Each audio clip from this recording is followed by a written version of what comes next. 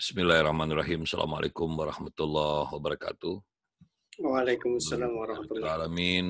Puji syukur kita panjatkan kehadirat Allah Subhanahu wa taala. Selawat kepada baginda Nabi besar Muhammad sallallahu alaihi wasallam dan berserah diri kita pada apa-apa yang telah beliau ajarkan. Takzim kita setinggi-tingginya dan pada hari ini kita lanjutkan perjuangan kita untuk menyelesaikan tanggung jawab kita dalam memenuhi kewajiban mengisi data di kepala kita secara istiqomah. Baik, kemarin Om Bagus sudah menuntaskan menyangkut apa-apa yang sudah menjadi pemahaman di W3. Sekarang ini kita lanjutkan membuka lembar subconscious 4. Saya ambil dulu materinya.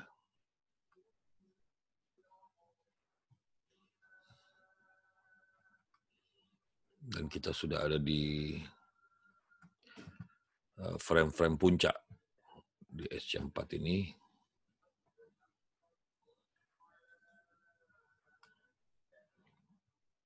Sebentar.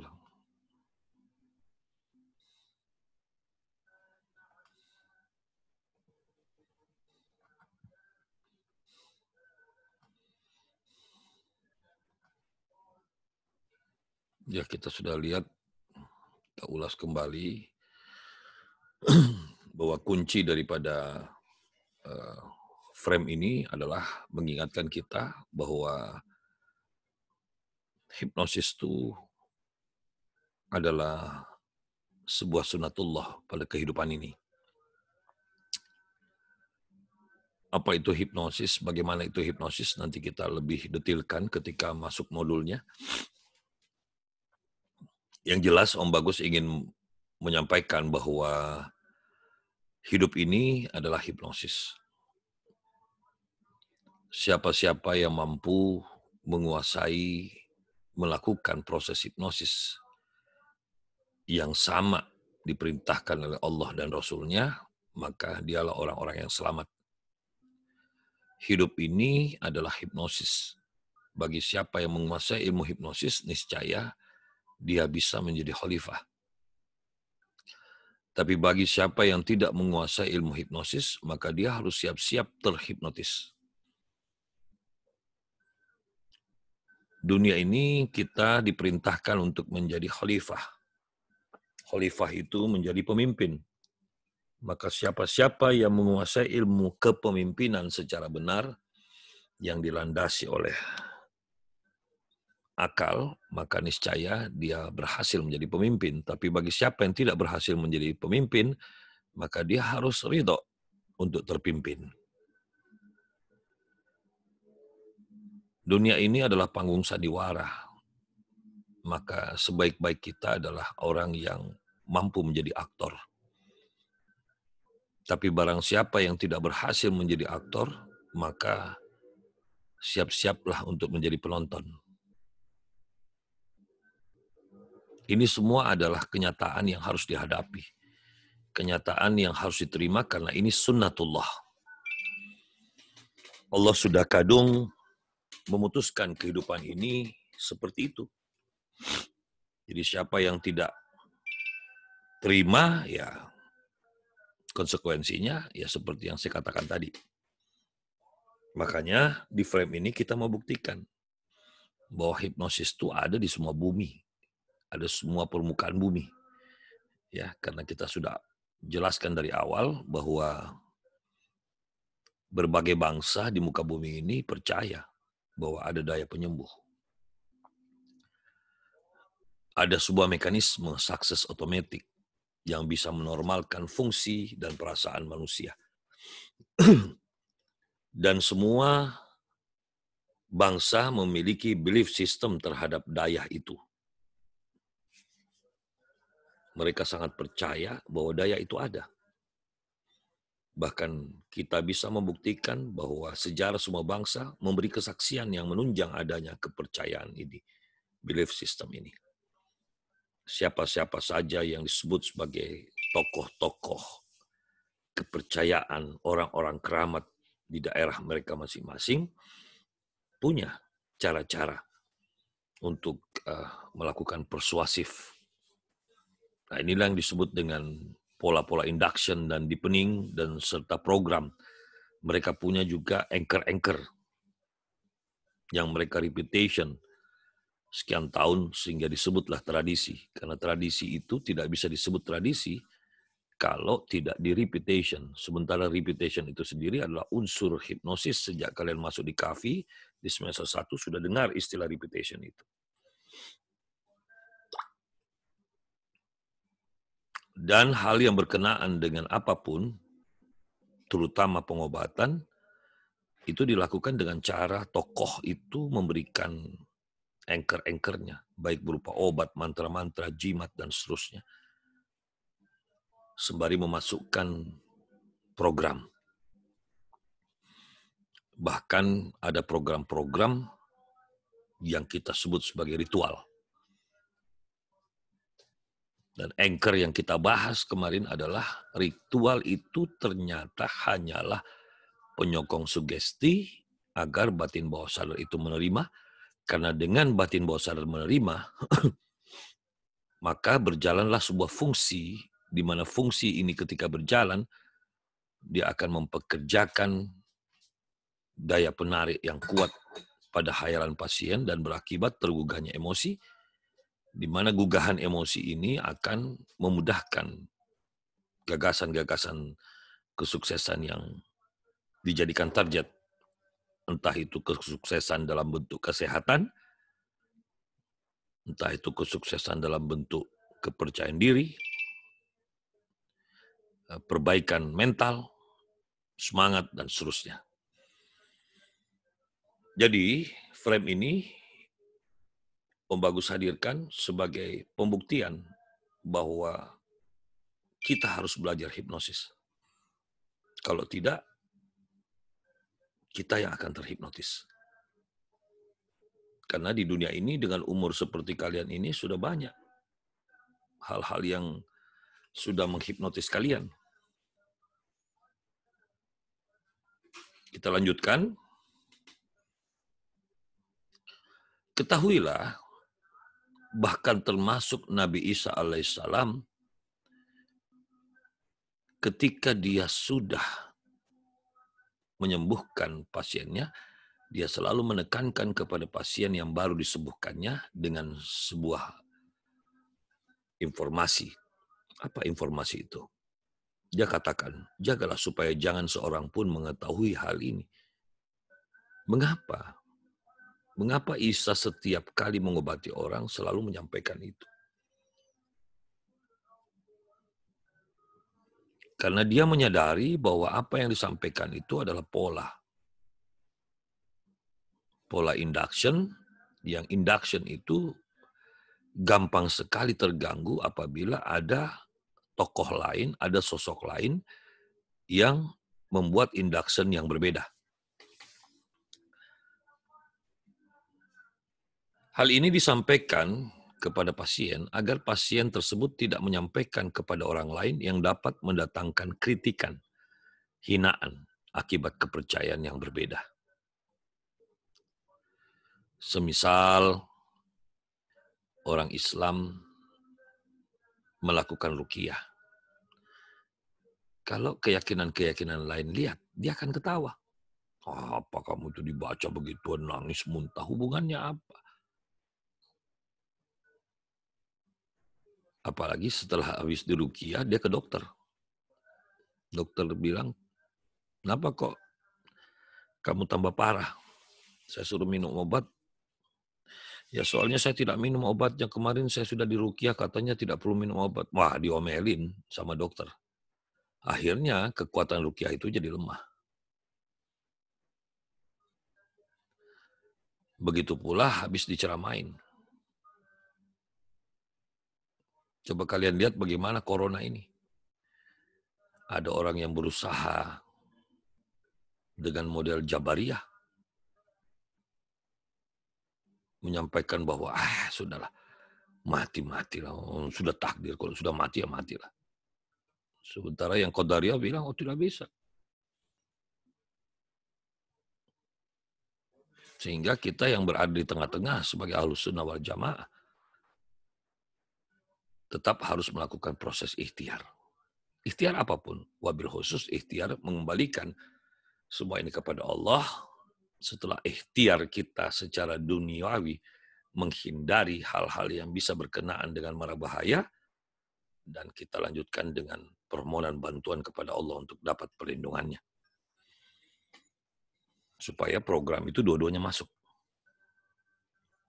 Efeknya ialah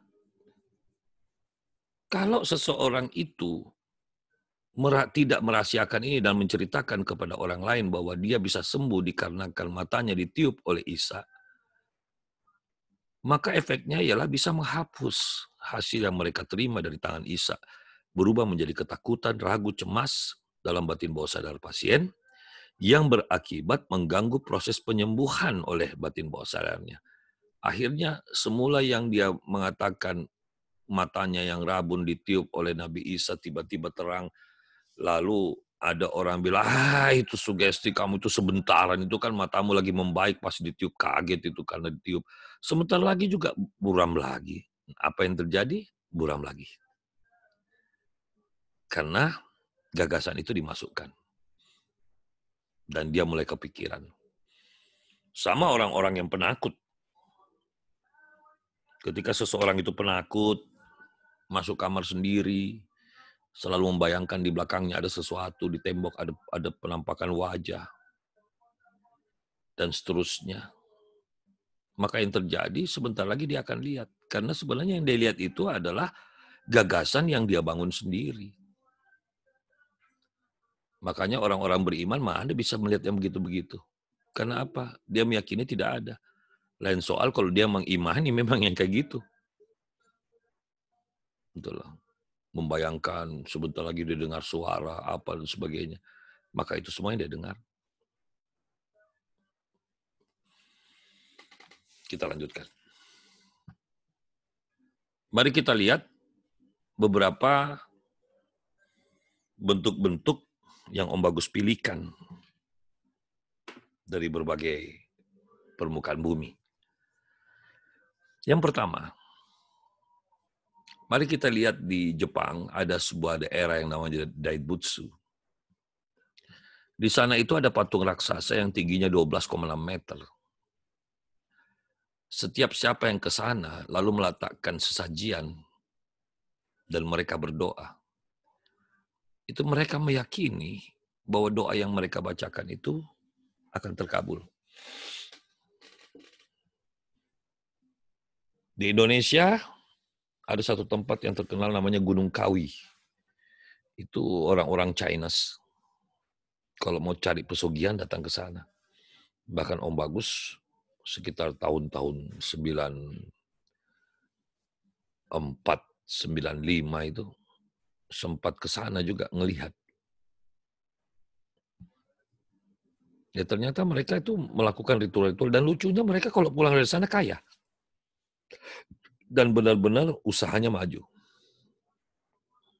Ya, lucunya karena dia merasa sudah ke Gunung Kawi. Dan Allah izinkan dia kaya. Supaya tambah hancurlah keyakinan mereka. Supaya tambah hancurlah ketauhidan mereka. Yang kasihan itu kalau dia Muslim ikut-ikutan ke sana. Supaya dagangannya laris. Supaya bisnisnya maju. Yang mau cari jodoh juga pergi mandi kembang. Akhirnya setelah mandi kembang, Allah kasih jodoh. Supaya apa? Supaya semakin sesat. Karena dia mengatakan, untung kemarin saya dimandi kembangkan, kalau tidak, saya tidak nikah-nikah. Jadi dia merasa dia dapat jodoh gara-gara habis mandi kembang. Inilah bahayanya. Makanya jangan sekali-sekali kau melakukan sesuatu yang tidak diajarkan Rasul. Makanya kenapa Rasul mengeluarkan istilah bid'ah. Tapi jangan apa-apa dibid'ah-bid'ahkan. Dikit-dikit bid'ah, dikit-dikit bid'ah. Ya, konteksnya harus berkenaan dengan niat. Yang ketiga, sebuah kisah tentang cincin dari seorang kiai yang dapat menyembuhkan TBC. Karena ada seorang ayah itu sangat percaya pengobatan-pengobatan kiai. Karena orang ini dari kecil setiap sakit berobatnya kepada kiai. Wabil khusus dia sudah tua, anak-anaknya kaya raya, anak-anaknya menyuruh ayahnya yang kena penyakit TBC untuk ke rumah sakit, tapi ayahnya selalu mengatakan, ayah ini kalau di rumah sakit, nak, semakin sakit, kecuali kalau masih ada ibumu dulu. Ada yang nemani ayah di rumah sakit. Tapi sekarang ini nggak bisa. Kalau ayah ke rumah sakit, tambah sakit, nak, tambah sesak napas. Tapi karena anaknya ini pengen membalas budi orang tua dan merasa sudah tinggi logika, mereka semua sarjana, tetap memaksa ayahnya ke rumah sakit. Sementara belief system ayahnya yang terbiasa dari kecil menggunakan sistem pengobatan kiai tidak didengar oleh anak-anaknya. Alhasil, anaknya memaksa ayahnya masuk rumah sakit. Apa yang terjadi?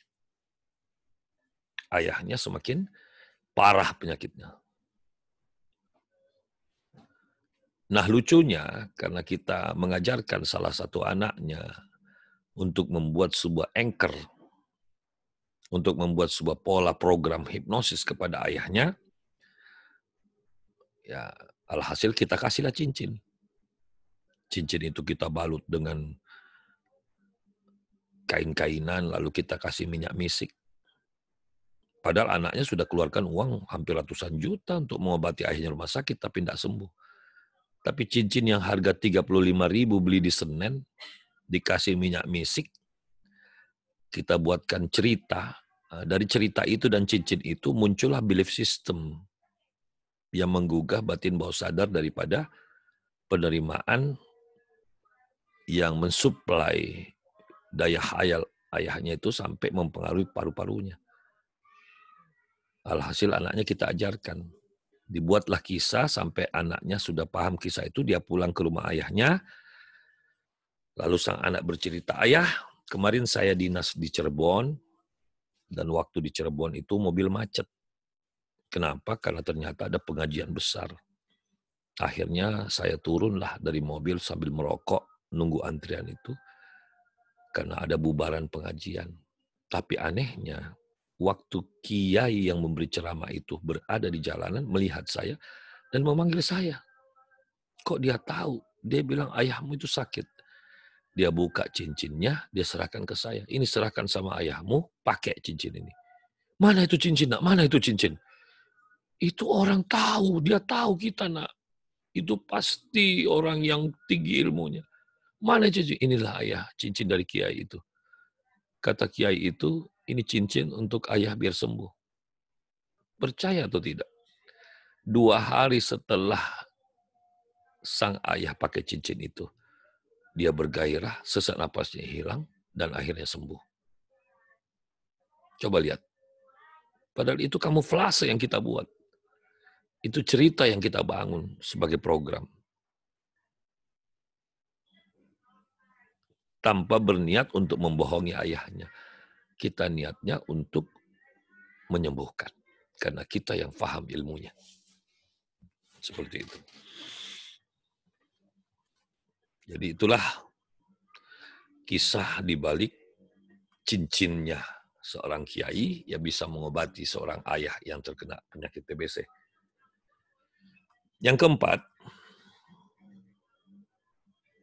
ingatkah kalian waktu zaman kecil, mungkin sama dengan Om Bagus dulu waktu kecil, saat kami sakit perut, itu kami ambil batu dan ngantongin. Dan lucunya, sakit perut itu bisa hilang. Padahal kalau kita pikirkan, apa hubungan batu dikantongi dengan sakit perut? Malah ada sahabat saya waktu SMP, saya masih ingat namanya Syawal Sonda.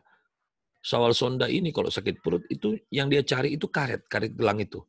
Dia ikat jempolnya, jempol kakinya. Setelah dia ikat jempol kakinya, itu sakit perutnya tiba-tiba hilang. Hal-hal seperti ini tuh banyak di Indonesia.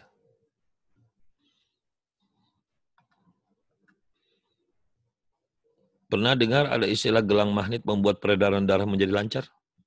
Dan itu sempat booming di Indonesia. Nah sekarang mana itu gelangnya? Itu kan semua pola-pola hipnosis. Ada kalung yang terbuat dari batu apa, bertuliskan lafaz Allah. Katanya bisa menyeimbangkan ion-ion di tubuh. Ada koyo anti detox yang ditempel di malam hari di telapak kaki, paginya jadi hitam. Padahal bukan penyakit kita yang keluar. Koyo itu memang ada satuannya apa, kalau ditempelkan ke tubuh semalaman dia jadi hitam. Tapi pasien tersugesti, dia lihat hitam itu, dia pikir penyakit yang keluar. Jadi pagi hari, tapi karena kita tahu ilmunya, ya kita tidak dapat pengaruh.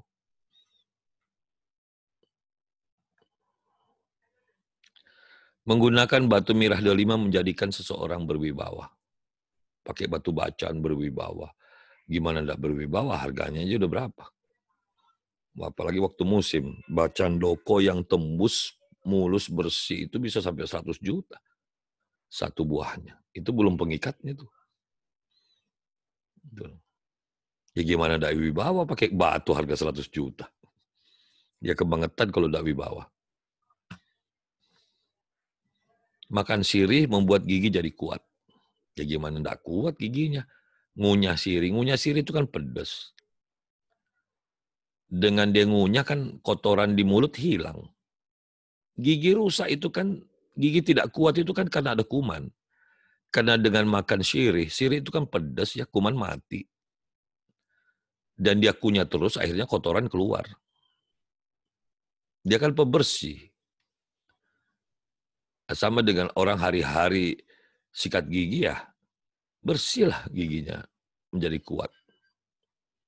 Makanya dikatakan Pepsodent itu menguatkan gigi. Sebenarnya bukan menguatkan, gigi ya dari awalnya kuat.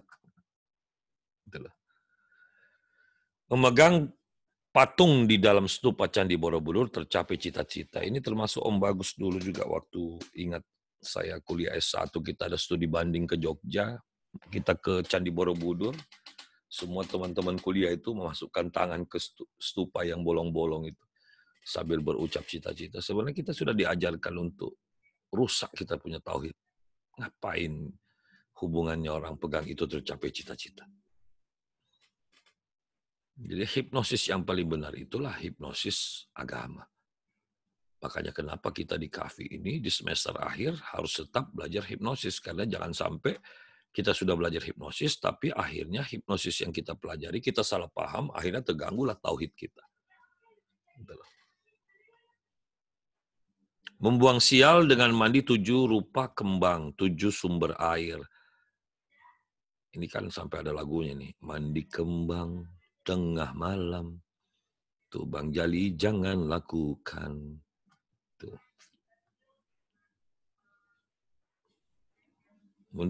Mungkin dia itu kalau mandi cuma satu sumber mata air, makanya jodohnya tertutup.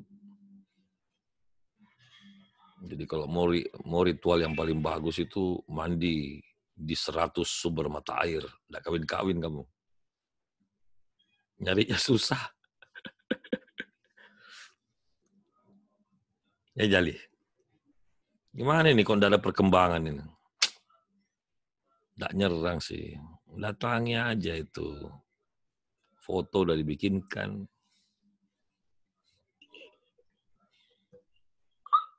Si Doi tunduk-tunduk, nggak berani angkat mukanya tuh. Mama Dede. Sehingga yang terjadi adalah di frame berikutnya kita akan menemukan dengan adanya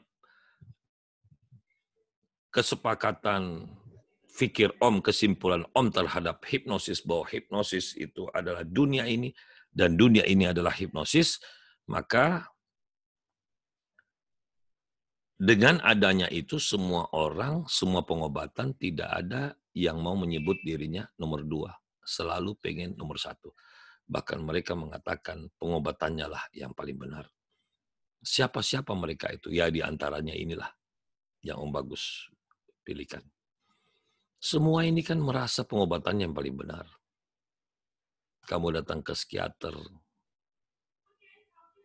bawa permasalahanmu. Pasti dia bilang, iya ini enggak bisa ini. Anda bawa ke dokter, dokter itu tahu apa itu. Ini harus ke psikiater ini, jangan ke psikolog. Begitu kamu ke psikolog, dia bilang apa? Kenapa kamu ke psikiater? Urusan gini nih psikolog. Psikiater itu bisa apa? Paling-paling kok dikasih obat. Gitu loh. Nah, ada lagi, datang ke osteopat, beda lagi. Osteopat bilang apa? Nggak bisa, ini harus pakai jarum ini, pengobatan khusus ini. Ini kalau bawa ke dokter, nggak bisa. Dokter nggak paham ini penyakit begini. Datang chiropractor pun beda lagi. Chiropractor bilang apa? Nggak bisa, ini ada saraf Anda kejepit ini, harus ditarik ke sini. Ini harus dibunyikan ini, tulang-tulangnya ini ada yang nggak benar ini harus ditata ulang ini. Ya. Dokter bilang, kamu itu hari gini ke tukang pijat. Ini penyakit ini harus dikasih obat khusus ini harus operasi nih. Hari gini kamu itu. Nah, begitu kamu datang ke kiai, kiai bilang apa? Kamu itu apa-apa dokter. Allah. Minta sama Allah. Urusan gak kawin-kawin kamu tuh. Minta sama Allah. Jangan ke dokter. Nah, tukang hipnotis bilang apa? Semua itu kan tergantung kau percaya atau tidak. Jadi memang tukang hipnotis yang paling benar. Karena kau biar pakai apa kalau kau tidak percaya enggak ngefek. Jadi sebenarnya apa sih yang terjadi? Siapa yang paling benar? Dan bagaimana kita melakukan hipnosis itu? Yang pertama, kita harus paham pasien itu dia bisa sembuh kalau kamu bantu dia agar cara berpikirnya sudah positif dan sikap batinnya pasti untuk memilih salah satunya di sini. Setelah itu, dia harus yakin dan percaya pada pilihannya, maka dia akan sembuh. Jadi sebenarnya sistem pengobatan itu kayak apa, Om? Ini dia nih. Kita harus memilih cara apa, terserah. Itu namanya syariatnya. Nah, syariat itulah ritualnya. Tetapi jangan hanya sekedar ritual, jangan hanya sekedar sholat sekalipun. Sholat itu kan ritual, doa itu ritual, puasa itu ritual, tahajud itu ritual, haji itu ritual. Tapi semua itu basi. Kalau ritualmu tidak kau tambah dengan yang disebut dengan iman. Kau harus percayai. Sholat itu kalau kau sholat, kalau kau tidak imani sholat, ya tidak ngefek. Ngaji itu kalau kau tidak imani ngaji, ya tidak ngefek.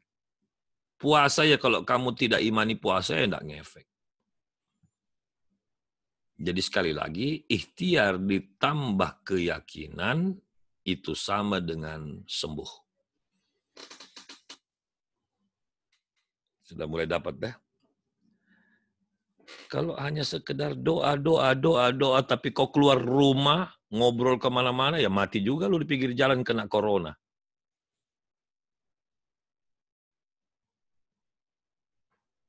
Ya, sholat ya sholat, doa ya doa, ikhtiar ya ikhtiar. Tapi tawakal itu ada. Tawakal itulah ikhtiar itu sendiri, jangan keluar rumah. Sudah disuruh di rumah kok. Masih keluar. Bahagia sih bahagia, senang sih senang, tenang sih tenang. Disuruh kawin kok enggak kawin-kawin. Disuruh nikah aja susah. Mau cari keindahan. Indah itu nikah. Kalau hari ini belum bisa dapat cewek yang cantik, ya cewek yang ada dulu. Nanti kalau sudah ini tinggal tukar tambah. Ya enggak, War? Anwar ketawa ngakak. Disentil bini lo loh.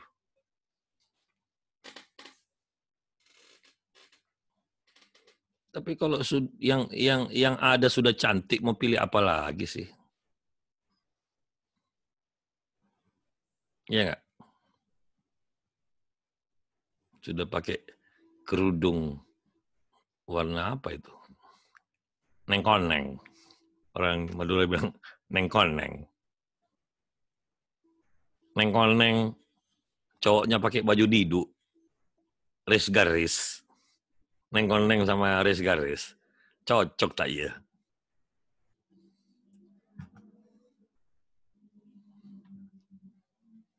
Kesimpulan, yang harus kalian pahami. Di muka bumi ini hanya ada satu penyembuhan. Tidak ada penyembuhan lain. Cuma ada satu penyembuhan, yaitu kepercayaan. Dan yang paling dahsyat adalah percaya kepada Allah Subhanahu wa taala. Itulah penyembuhan. Jadi tidak usah ke dokter. Loh, orang ke dokter itu karena percaya sama Allah. Allah menyuruh kita mengikuti Rasul. Rasul mengatakan serahkan pada ahlinya. Nah, dokter itulah ahlinya kesehatan. Fisik. Jangan semua-semua ke dokter. Sehat itu ada dua. Jasmani, rohani. Jasmani pergi ke dokter. Rohani lu pergi ke Al-Quran. Gitu.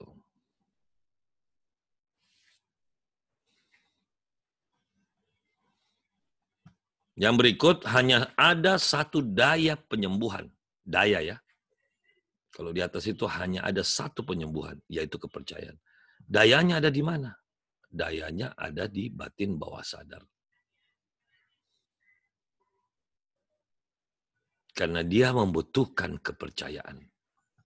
Karena di dalam diri kita, kalau kamu ingat, data pertama ketika manusia lahir adalah laduni. Di dalam laduni itu sendiri, ada 3 hal. Al-Quran yang pasif, ada 3 nafsu, dan data selamat. Nah, sudah ada. Al-Quran pasif, tinggal diaktifkan. Data selamat, jangan dirusak. Udah.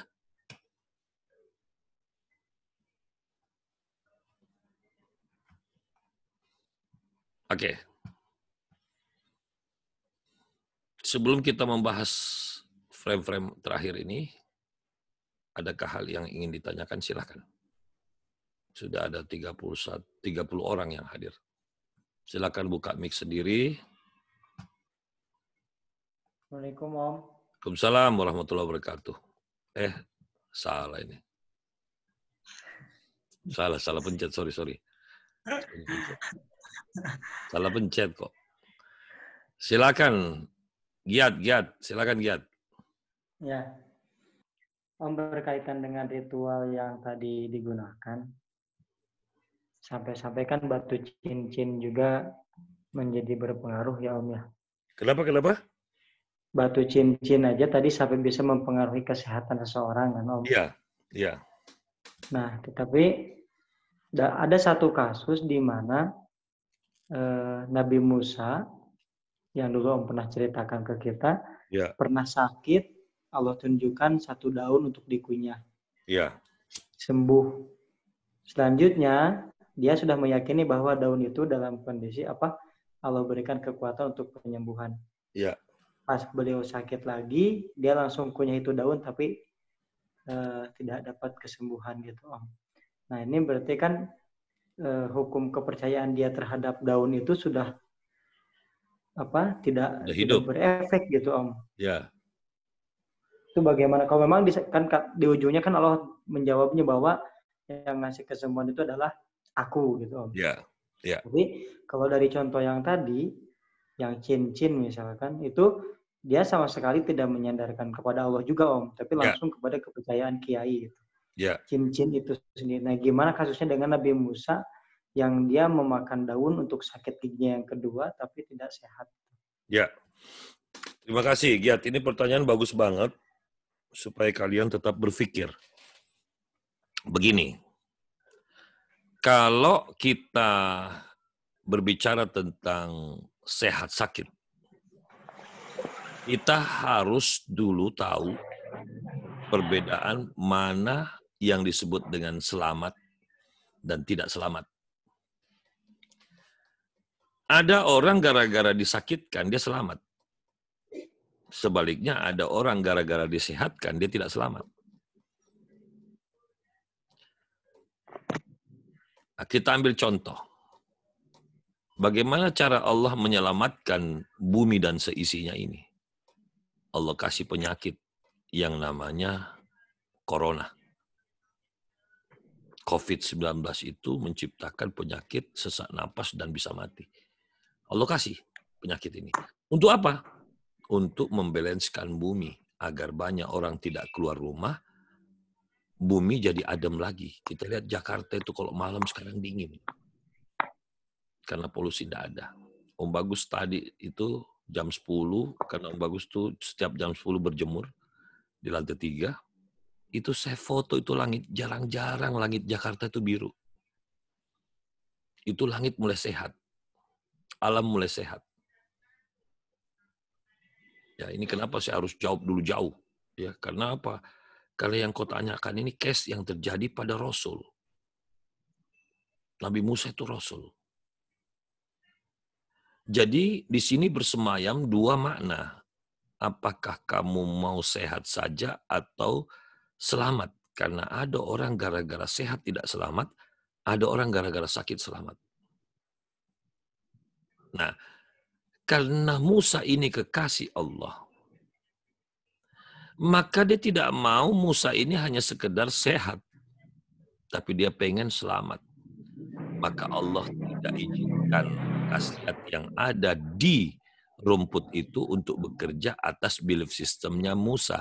Karena kapan Allah biarkan Musa sehat, berarti Allah tidak sayang pada Musa. Karena Musa ketauhidannya berubah. Dia pikir yang menyembuhkan dia adalah rumput. Makanya dibuat kapok sama Allah. Tapi seandainya yang sakit gigi ini orang kafir, dibiarkan sama Allah. Biar aja. Dipikir yang kasih sembuh dia itu obat. Biarin aja. Minum obat sembuh. Setiap minum obat kasih. Malaikat, setiap dia minum obat, kasih sembuh dia. Supaya dia tidak pernah ingat saya. Nah, makanya Allah kan selalu mengatakan, kutambahkan nikmatnya agar dia lupa. Apa yang dimaksud dengan lupa di sini? Adalah seseorang tidak menyadari bahwa sebenarnya kesembuhan itu milik Allah. Dan sakit pula milik Allah. Jadi, COVID-19 ini milik Allah, orang-orang yang bisa sembuh juga milik Allah, orang yang mati gara-gara corona juga milik Allah. Jadi jawabannya, mengapa Om tidak terjadi pada Musa? Karena Allah sayang. Padahal kalau dipikir, Nabi Musa udah belief system udah nyala-nyala. Udah percaya banget. Buktinya, dia sudah pernah nyoba kok sembuh. Yang ini yang ngomong juga Allah. Masa Allah ngomong bohong?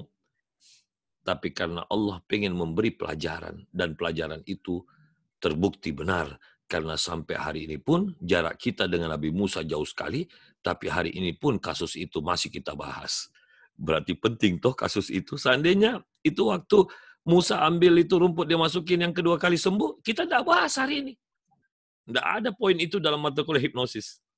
Nah itulah mengapa Allah buat seperti itu agar suatu ketika di tahun 2020 bulan April ada seorang hamba yang bernama Giat bertanya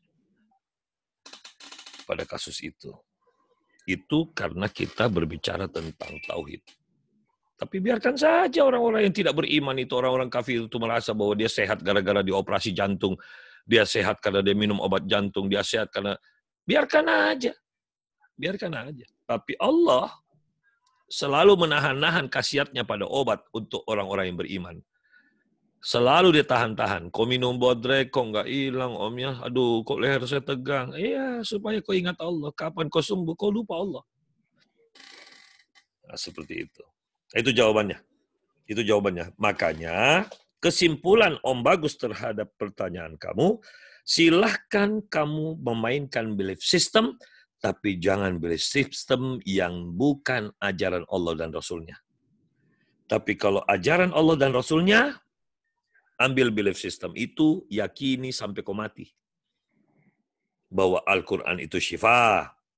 Artinya bukan membaca ayatnya orang sembuh. Memahami artinya, otak kita jadi lega, otak lega menciptakan metabolisme yang lega, metabolisme yang lega akan mempengaruhi pencernaan, pencernaan kalau lega akan menciptakan sistem kekebalan tubuh yang baik.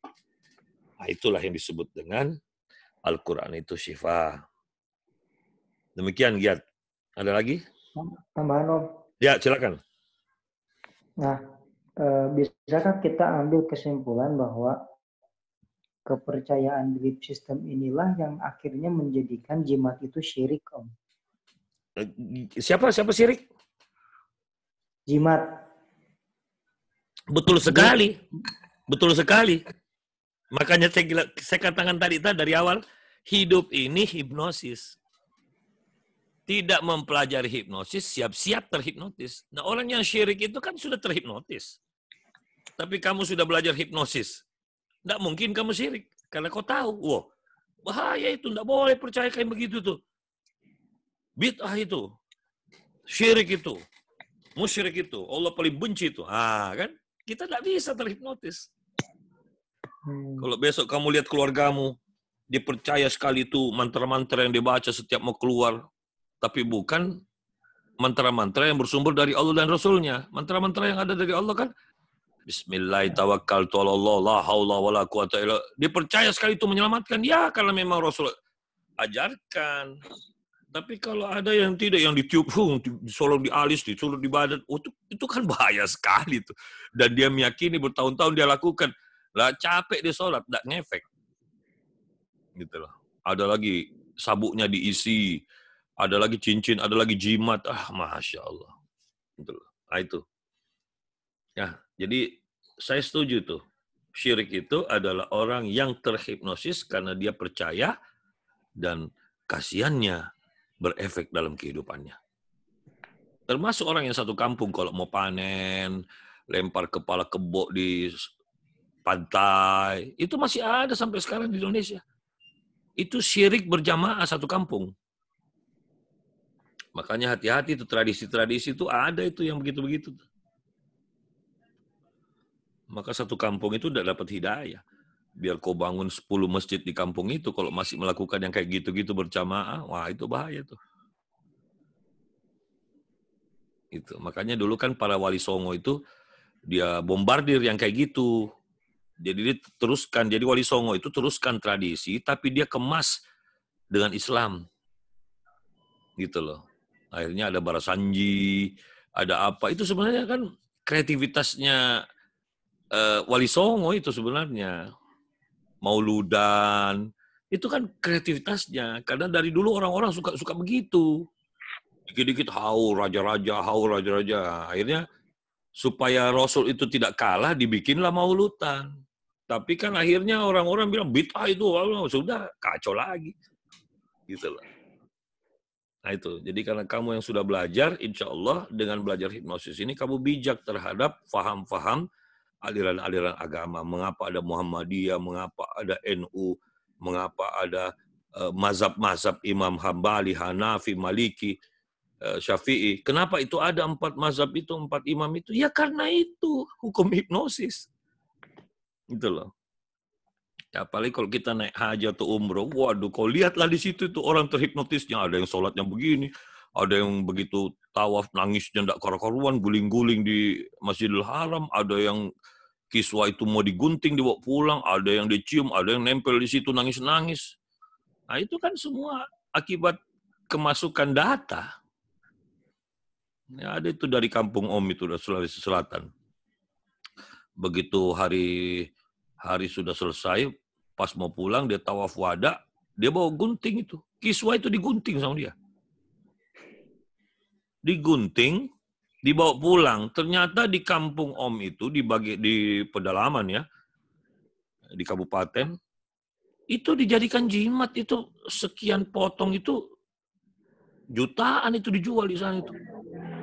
Betul. Apalagi katanya orang pintarnya kalau dia sudah isi. Jadi itu katanya wadah tinggal diisi. Waduh, saya bilang kacau banget. Dan memang menurut ilmu hitam itu benar, itu dibenarkan dalam ilmu hitam. Jangankan kiswa. Tali pocong itu bisa jadi ilmu kebal. Ya, potongan kafan orang yang sudah ditanam terus kita gali, kita gunting kafannya, dibawa naik lagi, ditutup lagi, itu bisa jadi ilmu untuk menghilang yang dulu orang bilang kolor hijau. Gitu. Dan memang Allah kasih izin. Kan Om Bagus sudah pernah bahas kepada kalian yang surah Al-Baqarah 102 itu. Yang berangkat dari malaikat Harut Marut itu. Ya. Oke. Itu. Jadi semoga semakin bijak kalian semua angkatan 16 terhadap ini, karena kalau kau sudah masuk hipnosis, masih terhipnotis, saya juga nggak tahu lagi mau kasih mata kuliah apa lagi. Karena ini sudah mata kuliah pamungkas, ini nggak ada lagi. Kalau sudah hipnosis tidak juga nikah, ya nggak tahu mau apa lagi nih. Jangan ketawa-ketawa luar. Muntah-muntah udah nikah lu. Kasihan itu temanmu keriting telinganya tuh. Nyanyi jago, nikah kagak. Oke, ada pertanyaan lain silakan. Ya Om. Ya, Anwar silakan. Dalam caranya Om, setelah seseorang itu mengobati, contoh kalau dokter cara pengobatannya kan benar seperti itu istilahnya. Jangan dulu bilang benar, jangan dulu bilang benar. Yang mana yang benar? Yang dokter misalkan sakit gigi, giginya dibersihin kayak gitu kan. Ini saya rada bukan kayak ruqyah syariah yang sekarang yang viral kayak gitu Om. Tapi di caranya itu kayak kemasukan jin tuh kayak gitu. Saya kurang setuju gitu Om. Karena begini, Anwar. Kamu kurang setuju karena belum kemasukan data. Om Bagus itu tidak pernah mengatakan bahwa yang namanya ruqyah itu salah. Yang namanya ruqyah itu bohong. Tidak. Om Bagus juga meruqyah. Tapi yang Om Bagus tolak kalau kita ruqyah menambahkan dengan fitnah kepada jin. Itu yang saya tolak. Jadi begini. Om Bagus jelaskan dulu ya. Atau kamu selesaikan dulu pertanyaanmu. Saya takut saya jawab, ternyata Om Bagus salah kaprah terhadap pertanyaanmu. Apa pertanyaanmu? Itu sih Om, benar itu. Caranya. Yang kamu pengen dipertebal pemahaman terhadap mengapa ada pengobatan cara ruqyah, begitu? Iya. Ya, oke, baik. Berarti sama anggapan Om. Jadi begini.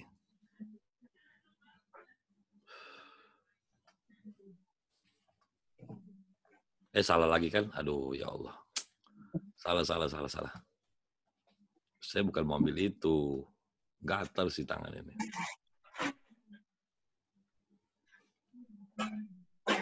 Itu Aceng ketawa-ketawa lagi ngakak dia di situ. Mana pulpennya ini? Sebentar. Saya cari pulpennya, enggak ada nih.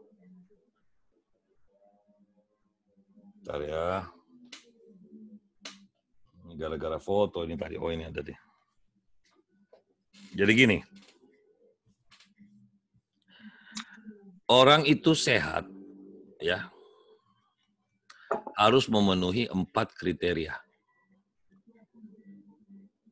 4 kriteria ini kalau tidak terpenuhi, salah satunya saja seseorang disebut sakit.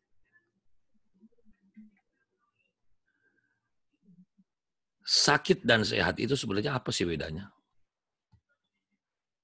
Disebut sehat itu berjalannya. Ya. Berjalannya sebuah mekanisme sebagaimana mestinya. Itu disebut sehat. Fungsi berjalan tuh sehat. Fungsi tangan ini kan untuk nulis, untuk makan. Tapi kalau dia sudah tidak bisa nulis, disebut tidak sehat. Fungsi lidah ini kan alat perasa. Tapi kalau sudah lidah kita mati rasa, ya tidak sehat. Fungsi dewasa itu kan untuk menikah. Kalau tidak menikah, namanya tidak sehat. Makanya Rasul sudah katakan, sempurnalah kamu menjadi pengikutku kalau nikah. Kalau nikah ya tidak sempurna. Kalau tidak sempurna itulah disebut seburuk-buruk orang. Itulah jomblo. Ya harus dimasukkan dong pesan-pesan sponsor juga. Kan kita sponsornya Al-Quran. Jadi sesuatu disebut tidak sehat apabila fungsinya tidak jalan. Makanya pernah dengar istilah, wah ini perekonomian kita lagi tidak sehat. Wah kamu itu komunikasinya tidak sehat. Wah kamu ini persahabatannya tidak sehat. Wah ini kampusmu ini tidak sehat ini. Berarti ada fungsi yang tidak benar. Wah ini rumah tangga yang tidak sehat nih. Ada fungsi suami yang tidak dijalankan, ada fungsi istri yang tidak berjalan. Itu rumah tangga yang tidak sehat. Jadi sekali lagi, sehat itu adalah berjalannya fungsi. Jangan masih diminum nih. Tunggu dulu, Mbak mau ambil kopinya Om.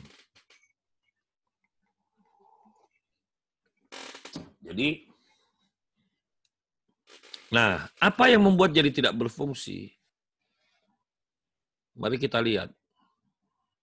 Ini kesehatan yang Om Bagus bikin, bukan penafsiran Om ya. Harus kau tahu, ini sesuai dengan undang-undang tentang kesehatan. Silakan nanti kau buka di internet. Sehat menurut undang-undang itu apa? Memenuhi 4 persyaratan ini. Dan ternyata 4 persyaratan ini juga adalah sehat standar WHO. Bayangkan.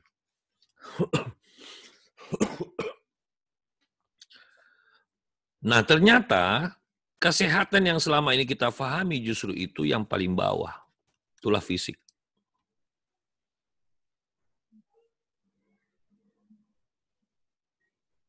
Itulah yang berkenaan dengan kedokteran. Padahal sehat yang paling penting itu biar kamu sakit fisik, tapi kalau kamu mentalnya bagus, kamu masih bisa masuk kantor itu. Kakinya cuma bengkak loh, bolos kantor. Loh orang loh nggak punya kaki, ngantor. Gitu. Nah mental ini, kalau sakit, biar fisiknya sehat. Contoh, badan kekar, tinggi, gede, brewok, berotot. Tapi dengar suaranya, "Hai Mas, apa kabar?" Iya, mental sakit. Ya enggak? Tinggi, ya berotot, jago nyanyi, tapi enggak kawin. Mental. Sakit mental. Tua lagi kan begitu. Itu sakit mental. Makanya istilah kita di kafe giring, gila ringan. Walaupun ringan tetap aja gila. Mental. Penakut, pemalu, malas, loyo, tidak bergairah, emosional, apalagi penakut, tidak tahan banting, ya, tidak tahan dibully, itu mental semua. Yang kedua adalah emosi. Dikit-dikit marah, dikit-dikit banting pintu, dikit-dikit tersinggung, baperan. Itu sakit itu. Dan itu kau bawa ke dokter gak bisa. Dok, ini dok ada nggak obat untuk ibu saya suka marah-marah dok? Pasti dikasih baygon. Atau dikasih racun. Ada teman saya dok, nggak kawin-kawin, kasih apa ya? Ya kasih istri lah bego. Ya, tapi dia perempuan, ya kasih suami. Gitu loh. Yang berikut disebut dengan sakit secara sosial. Pelit, tidak mau gaul. Kalau berkomunikasi tidak enak. Muka tidak pernah senyum. Jorok, egois, mau hidup sendiri. Sombong. Itu penyakit sosial. Hobinya judi, ngerampok. menghina, merendahkan orang, bakhil, jahiliyah, itu penyakit sosial. Nah, ternyata inilah yang disebut dengan rohani. Atau yang disebut dengan spiritual.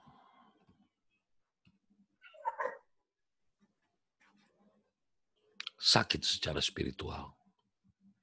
Nah, inilah yang namanya jasmani. Kalau di dalam Islam, sakit fisik disebut sebagai atau dawa. Obatnya ini namanya dawaun. Tapi kalau ini sakit mental, emosi, sosial, ini obatnya adalah syifa. Inilah Al-Quran. Nah, disinilah sejarahnya mengapa ada ruqyah.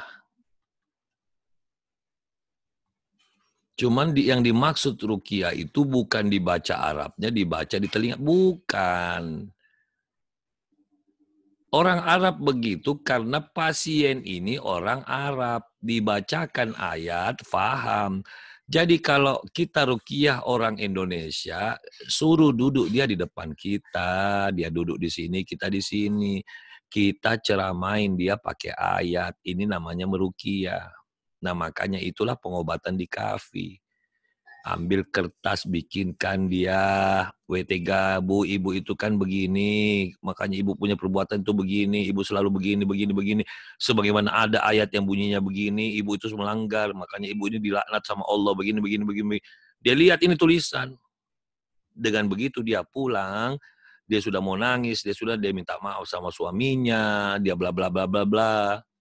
Yang jomblo diingatkan betapa orang itu kalau tidak menikah begini, dia pulang dia nikah.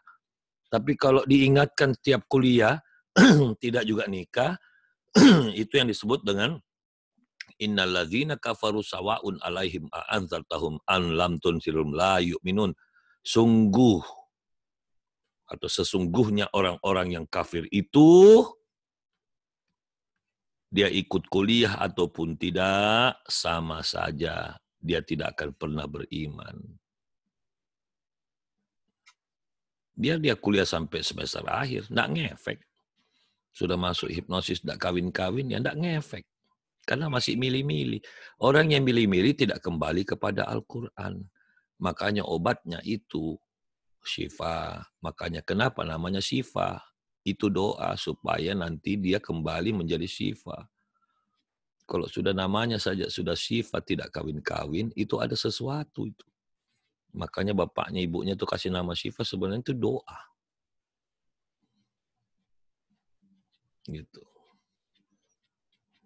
Mana dia tunduk-tunduk ya? Ya kita sih tidak menyinggung gitu loh. Tapi kalau tidak tersinggung ya kebangetan. Jadi apa itu pengobatan ruqyah, Om? Ruqyah itu membacakan kembali Al-Quran agar mentalnya ini terbuka kembali, agar emosinya ini kebuka kembali, agar sosialnya ini kebuka kembali. Dia mau sedekah, dia mau memaafkan, dia mau minta maaf, dia mau tobat. Sesungguhnya tobat itu adalah kesembuhan. Tapi apabila suatu ketika ada sebuah penyakit fisik yang belum ditemukan dawaunnya, maka semua itu kata Rasul dikembalikan kepada syifa. Nah, corona ini kan belum ketemu dawaunnya, makanya kembali kepada syifa. Makanya kenapa kita disuruh lockdown agar hari-hari baca Al-Quran. Karena belum ada obatnya. Makanya ketika seorang laki-laki belum bertemu dengan dawaunnya terhadap penyakit jomblonya, maka dia harus kembali cari syifa. Oh, giat paham itu. Sudah ada syifa loh. Apalagi. Nah, kurang lebih seperti itu.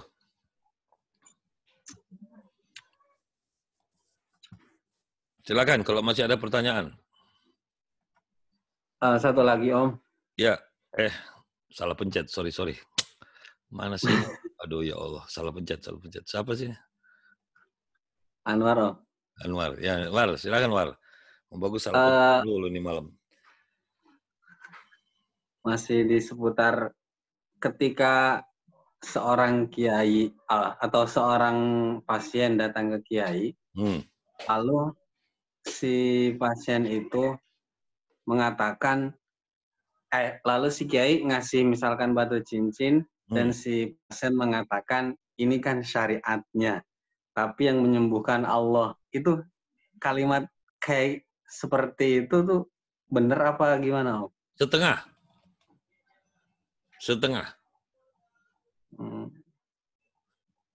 Biasanya itu kalau dia tidak bulatkan bahasanya, dia jadi setengah. Bagaimana cara membulatkannya? Ini hanya syariat, jangan percaya kalau ini yang menyembuhkan kamu. Allah yang menyembuhkan. Kenapa Kiai kasih kamu cincin? Ya, biar kamu ingat bahwa kamu itu harus doa kepada Allah. Jadi cincin ini yang mengingatkan kamu, nikah ya. Gitu loh. Jadi kalau lihat cewek cantik, begitu lihat cincin ini, oh iya gue belum nikah, gitu. Makanya saya kasih cincin ini sama dengan ketika kamu kuberi tahu bahwa lampu hijau itu jalan, lampu merah itu berhenti, lampu kuning itu bersiap-siap. Jangan selalu mengatakan kau berhenti karena lampu hijau. Tapi lampu hijau itu hanya tanda supaya jalan terus. Lampu merah itu hanya tanda untuk berhenti. Bukan lampu merah yang menghentikan kamu.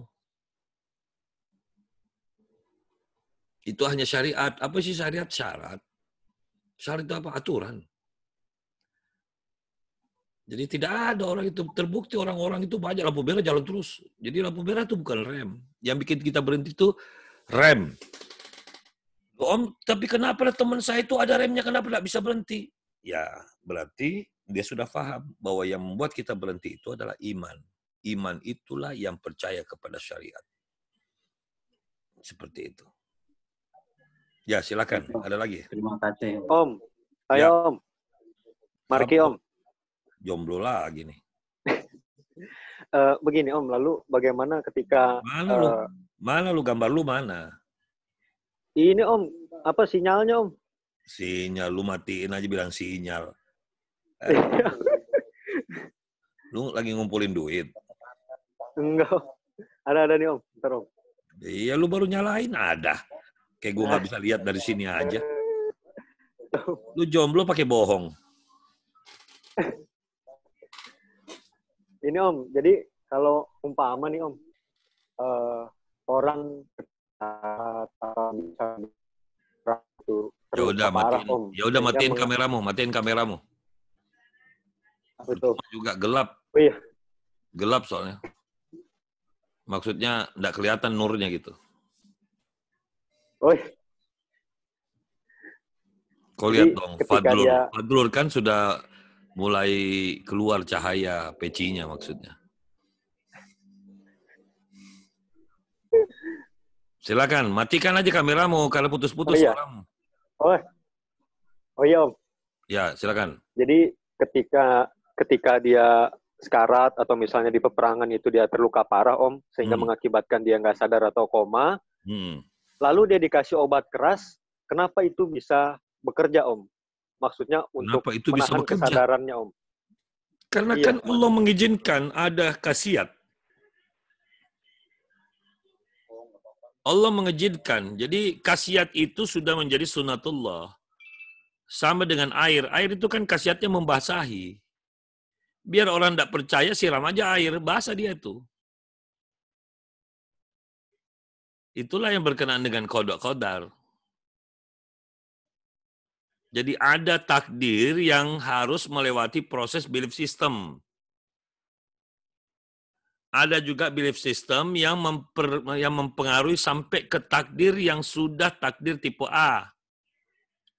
Takdir tipe A itu takdir yang tidak bisa lagi diganggu-gugat, seperti air sifatnya basah. Batu itu keras. Api itu membakar. Tapi khusus bagi orang-orang yang belief sistemnya sudah terlalu tinggi, api itu bisa dingin. Ini kisah Nabi Ibrahim. Laut itu sifatnya menenggelamkan. Itu takdir. Tapi mengapa Musa tidak tenggelam? Karena itu iman yang terlalu tinggi. Kalau imanmu belum terlalu tinggi, jangan main belief system. Nah, begitu. Tapi ada takdir yang tidak bisa digoyang. Seperti api membakar, air membasahi, gravitasi, itu takdir semua itu. Tapi kenapa pesawat terbang tidak ketarik ke bawah, Om?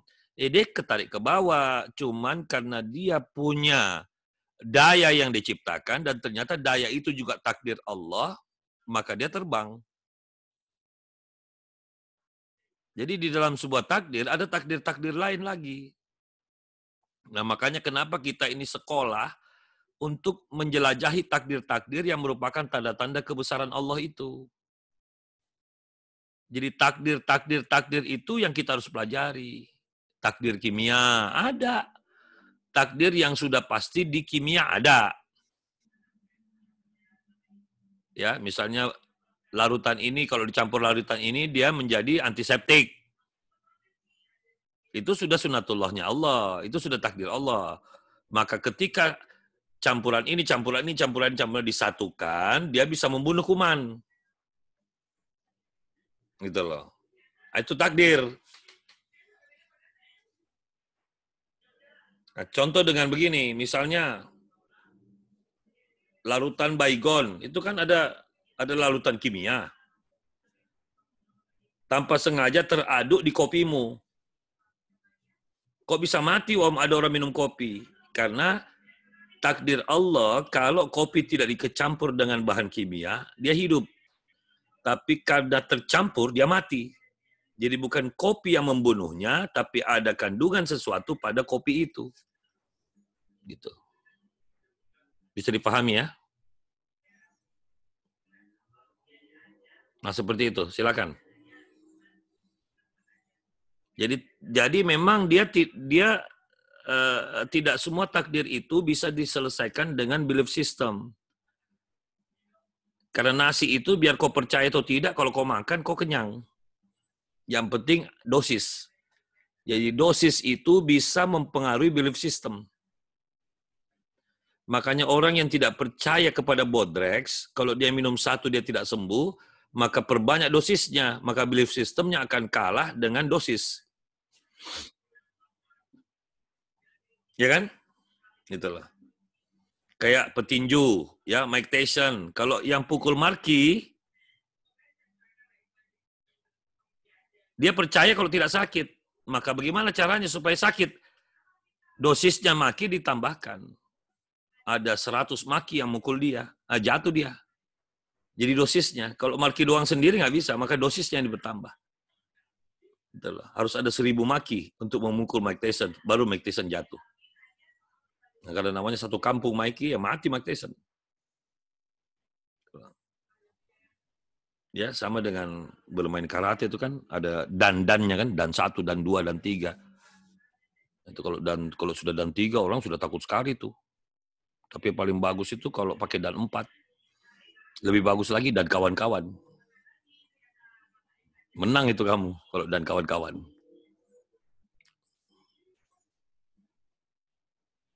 Silakan kalau masih ada. Dibuka mic-nya. Iya. Saya Om. Ya. Iya. Om, Nisa pengen nanya tentang kalau misalkan ada data informasi yang masuk itu, misalkan sama-sama baru kedua orang. Tapi ada satu itu. Gimana? Ada data yang sama masuk ke 2 orang yang berbeda. Satu informasi yang masuk. Iya, tapi kepada dua orang yang berbeda. Iya, tapi terus? Ada satu orang itu dia cepat banget masuknya, tapi kalau ke yang satu lagi itu kayak masih memfilter dan lain sebagainya, jadi nggak mudah percaya gitu, Om. Ya iya, karena kan kamu sendiri sudah jawab, kalau dia tidak mudah percaya. Sesuatu itu kan bisa cepat terjadi kalau kita percaya. Makanya ketika dia tidak percaya, maka dosisnya tambahkan. Serang aja terus, serang aja terus. Sama dengan begini, emang kamu pertama kali sholat langsung percaya? Kan tidak. Tapi orang tuamu suruh kan, sholat, sholat. Kalau seringnya sholat, sampai sekarang kita sudah sekian tahun disuruh sholat, apa yang terjadi? Kita begitu percayanya kepada sholat, karena repetition. Gitu loh. Berarti sebenarnya Om, satu orang dan orang lainnya itu dalam memasukkan informasi supaya dia percaya itu beda-beda juga ya Om treatmentnya? Sangat berbeda-beda. Sangat berbeda-beda. Juga harus lihat caranya. Makanya ini kasus terjadi di era sahabat. Ada 3 orang sahabat mendatangi Rasulullah dengan pertanyaan yang sama. Tapi kenapa Rasul menjawabnya dengan 3 jawaban berbeda? Padahal pertanyaannya sama. Karena orang ini kalau saya kasih tahu begini, dia pasti tidak percaya nih. Karena dia sudah melakukan. Nah, contoh misalnya Jali, Anwar, terus Giat datang ke Om. Om, bagaimana caranya supaya saya ini sukses? Saya ngomong sama Jali, kau nikah. Kalau Anwar saya bilang, War, kamu yang sabar ya. Nah, kalau Giat bantu istrimu. Loh, kok Om beda-beda jawabannya? Lah karena yang satu ini jarang bantu istrinya. Yang satu ini jarang sabar sama istrinya. Yang satu ini belum nikah. Padahal pertanyaannya sama toh. Bagaimana caranya jadi orang sukses? Nah, seperti itu. Begitu pula. Contoh. Saya bilang, cara supaya pencernaan itu baik, minumlah setiap per 1 jam itu 1 gelas air. Biar pencernaan lancar, biar metabolisme bagus, biar tubuhmu sulit kena penyakit kolesterol karena proses pembakaran makananmu bagus karena ada alat transportasi yang cukup bagus di dalam tubuh kamu berupa air. Minum aja terus. Tapi yang satunya itu kok cepat sekali ngefek? Ya karena selama ini dia itu sudah bagus minum airnya, yang satunya ini jarang. Maka yang jarang ini berangsur-angsur dulu lama baru dia ngefek. Kalau yang satunya memang kandungan transportasi air di tubuhnya sudah bagus. Jadi bukan segelas air itu yang merubah suasana 2 orang yang mengalami penyakit yang sama, tetapi kita harus baca siapa yang sakit ini. Seperti itu. Nah, sama dengan misalnya Nisa datang ke Om bareng sama Rahma. Bareng sama Silvi. Om minta amalan dong kami nih wanita biar menjadi orang yang benar. Oke. Nisa, kamu baca surah Ar-Rahman. Silvi, kau baca Waqiah. Kalau Rahma Om, kau baca surah An-Nisa. Kenapa beda-beda? Karena pertanyaannya sama, tapi 3 wanita dengan 3 bentuk kehidupan yang berbeda. 3 sifat yang berbeda, 3 alam yang berbeda. Maka baginya, surah-surah itu yang cocok. Tapi kalau saya kasih semua surah An-Nisa, Nisa bilang, ya masa saya dikasih lagi nama saya sudah Nisa, dikasih surah An-Nisa Om. Terus Rahma bilang, kenapa saya tidak Ar-Rahma aja Om, kan saya Rahma. Yang saya bingung jawab, yang mana? Silvi, karena tidak ada surah Silvi. Surah An-Nisa ada, surah Ar-Rahman ada. Nah, surah As-Silvi tidak ada. Makanya saya balik-balik aja. Seperti itu. Bisa difahami ya? Gitu. Insya Allah, Om. Terima kasih Om. Ya, terima kasih sama-sama. Silakan. Ada lagi? Giat Om. Siapa itu? Giat. Giat. Nggak ada surah Giat, nggak ada. Ada Om, ada. Agiat. Muhammad.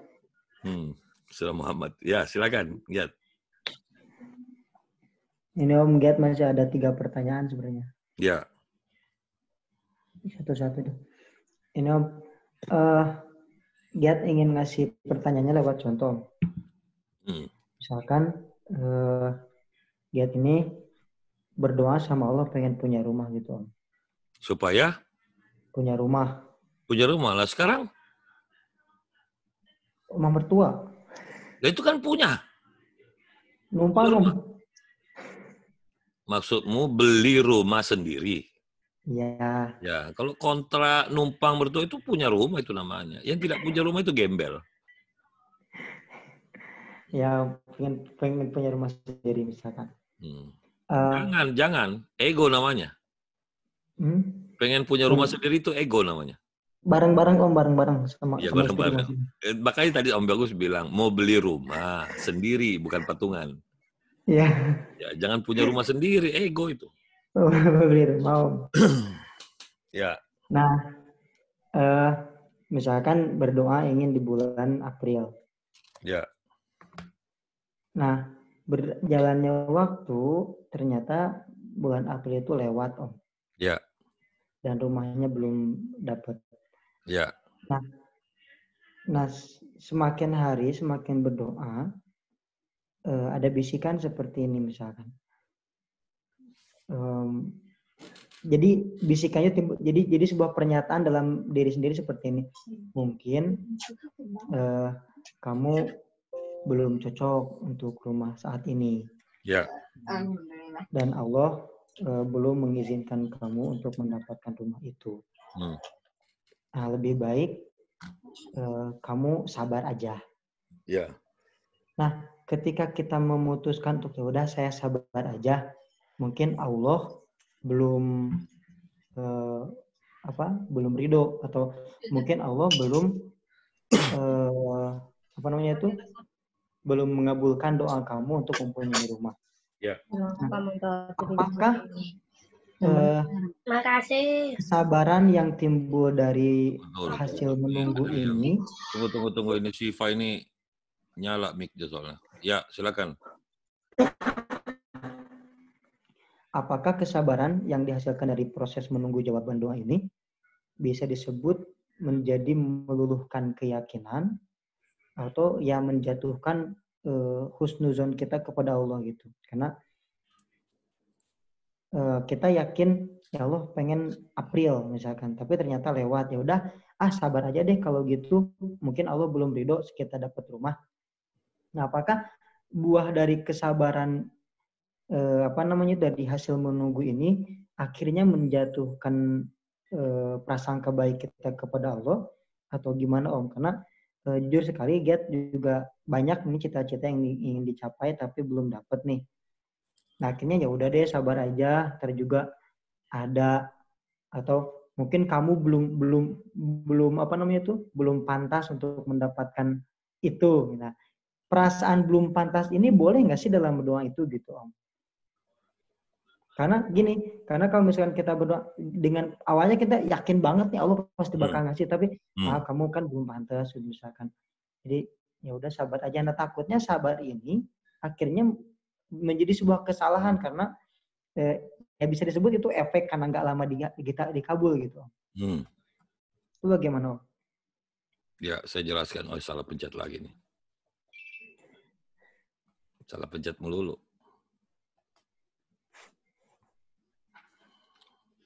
Om.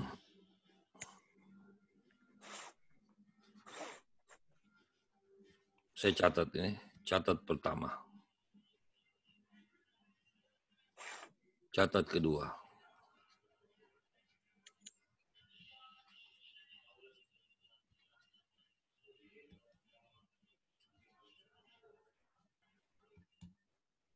Catatan ketiga.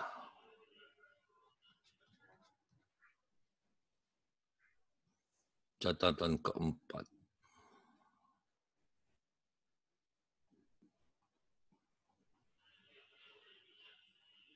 Nanti saya kasihin dulu.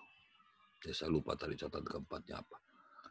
Catatan pertama, ini yang membuat kamu tidak ketemu. Kamu masih menggunakan kata mungkin.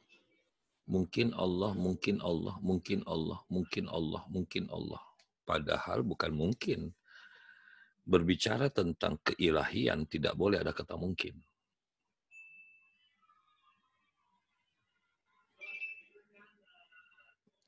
Ya, itu salah pertama. Karena kau masih mengatakan mungkin, maka selama itulah kamu tidak akan ketemu apa yang kau minta. Ya. Ini saya tambahkan dulu mumpung saya ingat.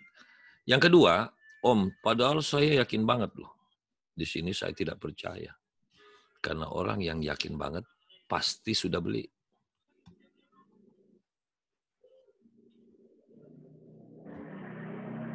Dari mana Om Bagus tidak percaya kau yakin? Ya karena belum ada. Jadi begitulah caranya. Dari mana kau tahu? Ya, misalnya Siva, saya tanya ya, kalau ada cowok datang sama Siva, aku mencintaimu. Dari mana Siva kau tahu cowok itu mencintai kamu? Atau lamar. Ya, dia harus datang bawa bukti. Dia harus bahagiakan kamu. Dia harus lamar kamu. Diajak kau nikah. Diajak kau macam-macam. Berarti itulah cowok baik. Kalau ada orang mengatakan saya orang baik-baik, tidak menunjukkan kebaikannya. Mana? Kalau ada orang mengatakan, padahal saya doa itu yakin banget Om. Sementara tidak ada rumah yang kau beli, berarti belum yakin. Karena dalilnya mana Om? Apa yang Allah katakan? Mintalah. Doalah ya kepadaku dengan yakin dan sungguh-sungguh. Maka pasti ku beri. Ada kala pasti. Jadi kalau kita balik rumus matematikanya, kalau Giat mengatakan 2 yang Om Bagus kasih, Om sudah saya kasih 2. Sementara di sini 3. Maka saya bilang, Giat, 2 yang saya kasih ini tidak mungkin sudah kau kasih 2. Karena kok hasilnya masih 3. Berarti di sini baru 1, Giat. Karena tidak Om. Saya yakin Om, 2 ini. Om kan kasih 2. Saya tambahin 2. Yakin saya Om. Nah kalau kau yakin di sini 2, Giat, di sini mestinya 4. Kenapa masih 3, Giat? Berarti kamu masih 1 di sini. Itu catatan kedua. Catatan ketiga, ingat, doa itu ditujukan kepada siapa? Kepada Tuhan. Tuhan itu bukan bawahan kita. Dia atasan. Tuhan itu bukan babu kita. Yang kita bikin program. Pokoknya harus April kebeli. Harus April. Boleh kita bilang harus April, tetapi dengan bahasa yang santun kepada Allah. Jangan sampai Allah tersinggung. Saya ini Tuhanmu, Giat.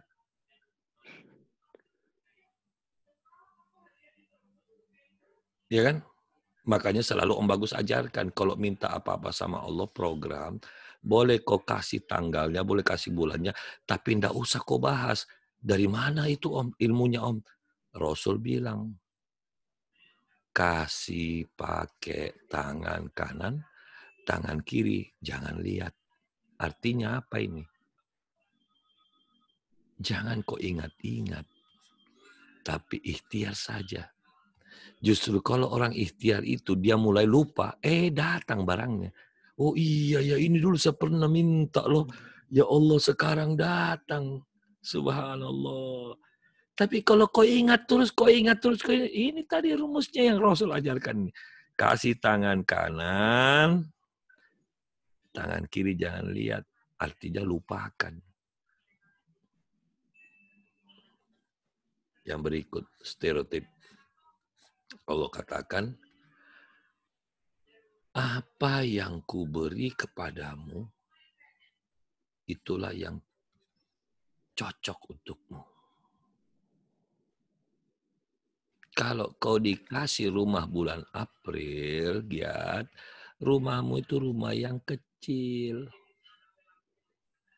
Rumahmu itu yang kalau kau dapat di bulan April ini, baru berapa tahun kau masuk, kamu dengan istrimu mulai mengeluh.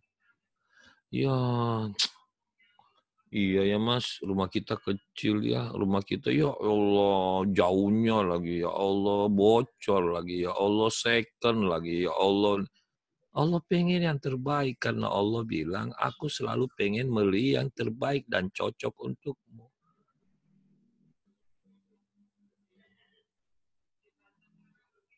Ya kita kan nggak tahu. Siapa tahu di 2021 rumahmu di Pondok Indah. Sementara kalau di bulan April rumahmu di Bojong.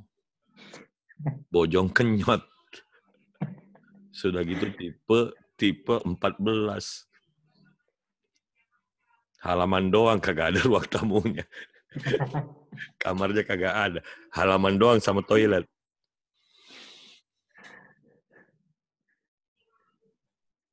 Yang terakhir, catatan Om, ya, nikmat itu kadang-kadang kita bikin sebagai program. Jangan samakan kamu anak kafi yang di semester 1. Di semester 1 memang kamu digenjot supaya punya mimpi. Di semester akhir kamu digenjot jadi orang bijak.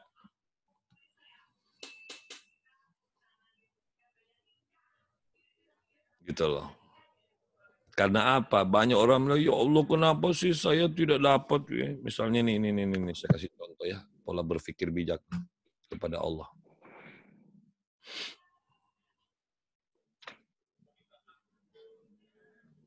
Ada orang bilang gini, ya Allah, enaknya itu si A, ini B yang ngomong, si A itu mobilnya,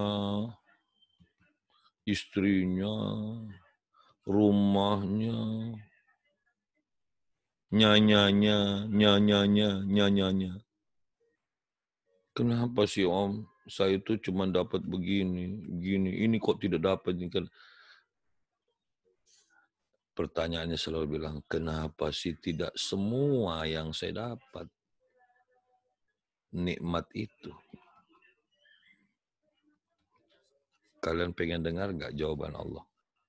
Saya takut kalau saya kasih tahu kamu jawabannya Allah, kok jadi ngeri. Mau dengar nggak? Saya takut kalau saya kasih tahu, kok jadi ngeri berdoa. Mau tahu nggak jawabannya Allah? Kenapa nikmat itu tidak saya kasih kau semua? Karena kehidupan yang aku ciptakan ini stereotip, harus balance. Kau siap-siap kalau kau mau dapat nikmat semua, tapi kau juga harus terima semua musibah kuberikan kepadamu. Mau?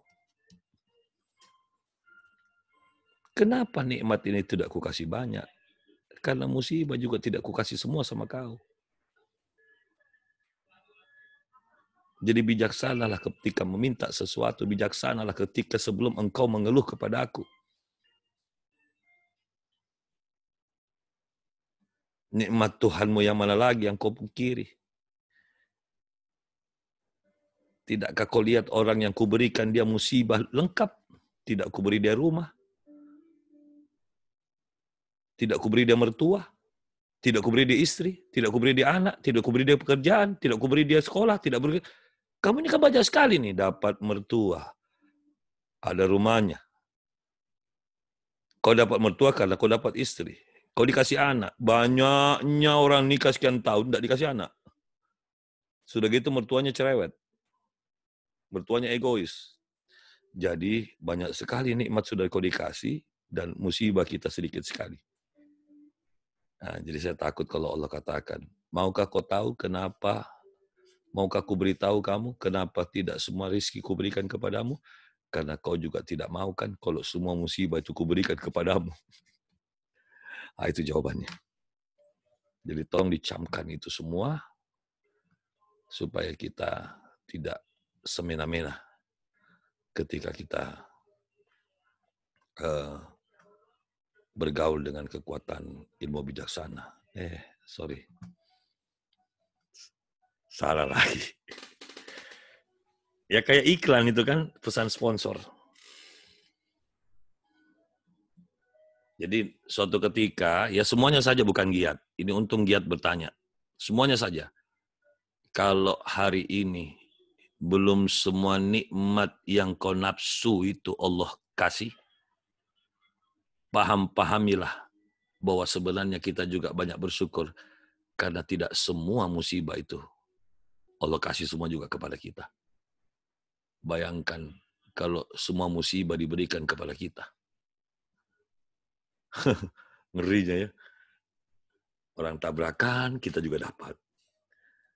Orang dicorong mobilnya, kita juga dapat. Orang tidak kawin-kawin, kita juga dapat. Orang tidak punya anak, kita juga tidak boleh. Orang punya tempat tinggal, kita mau kos aja nggak bisa. Mau numpang di mertua aja nggak bisa. Kenapa nggak bisa? Nggak punya mertua. Nah, nggak punya istri, gimana mau punya mertua? Itu loh. Nah, kadang-kadang sudah numpang di mertua, tapi tidak punya mertua yang enak. Ada itu orang yang numpang sama mertua pusing terus kepalanya. Mertuanya ya Allah mulutnya. Gitu loh. Kalah Pok Nori. Nah seperti itu.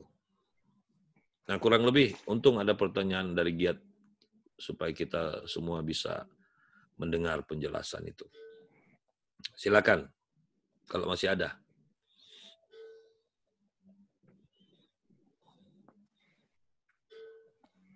Gimana Syifa, sudah siap menerima? Om. Ya. Tadi kan Om sampaikan, ini mohon maaf barusan saya keluar sebentar karena internetnya hilang Om. Ya, ya. Tadi ada kalimat sama kata Om Bagus, minta lalu lupakan.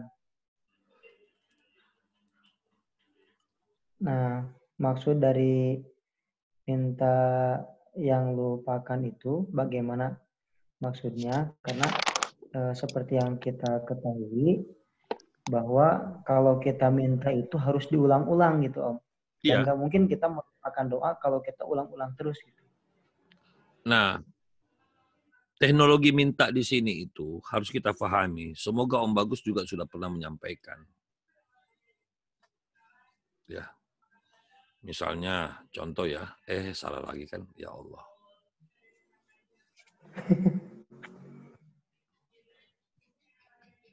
Namanya teknologi berdoa,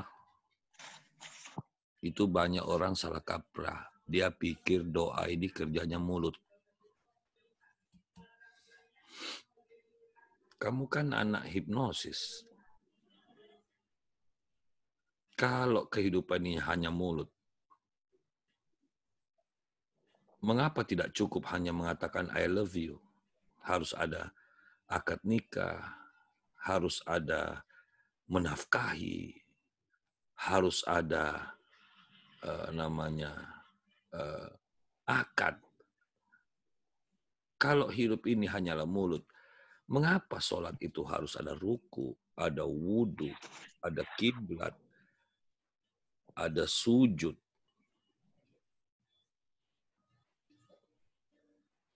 Iya kan? Yang disebut lupakan itu, setelah kau ucapkan, pindahkan doamu ke tangan.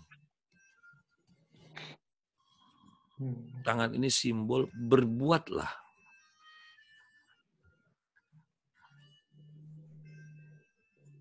Lalu serahkan ke kaki. Menujulah.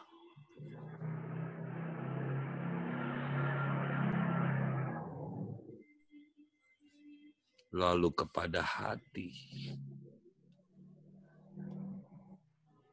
Yakinlah. Sampai bulan April habis pun yakinlah. Apalagi masih di bulan April.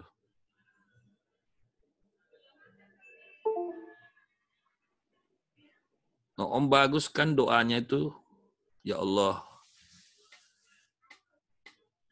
berikanlah aku rumah di Jakarta di umurku pas 40, di mana di rumah itu terparkir 2 mobil, 1 untukku, 1 untuk istriku.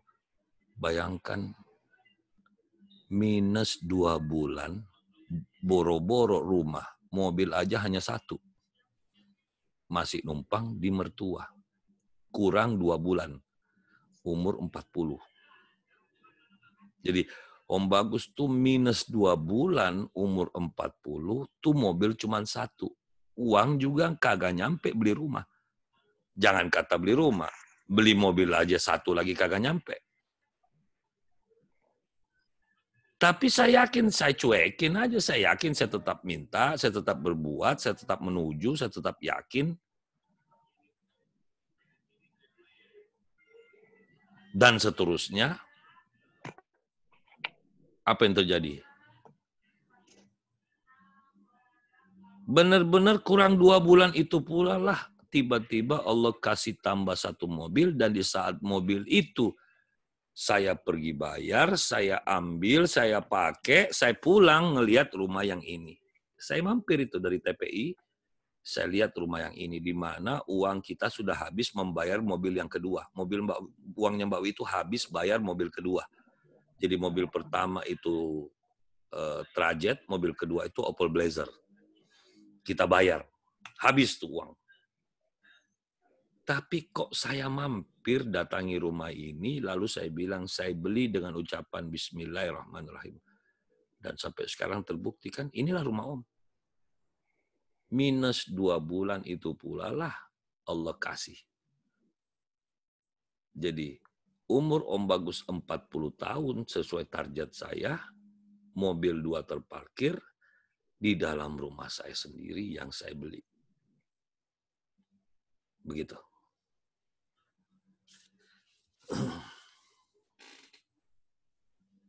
Tetapi kalau kamu harus tahu, doa yang paling bagus itu, masih ingat enggak? Harus ada yang namanya serasi. Karena Allah tidak suka hambanya menang itu secara mistik. Kalau secara mistik, Allah aja yang bantu semua urusan. Nggak usah makan, Allah kasih kenyang. Nggak usah minum obat, Allah kasih sehat. Nggak usah sekolah, Allah kasih pinter.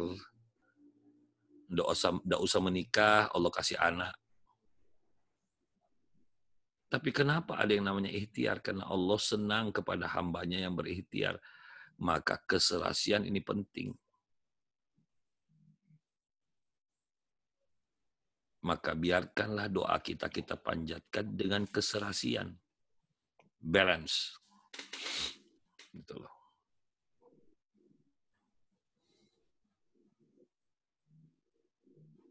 Jadi ternyata doa itu tidak hanya mulut ya. Iyalah. Biar kau minta suami kayak apa sampai bibirmu robek berdoa. Kalau kau tidak terima Bang Jali, ya enggak nikah. Tapi coba kau terima Bang Jali, besok pagi kau nikah. Jali pun begitu. Biar kau berdoa sampai bibirmu copot, kalau kau tidak datangi Syifa, itu. Apalagi doa sudah dibikinkan, foto sudah dieditkan.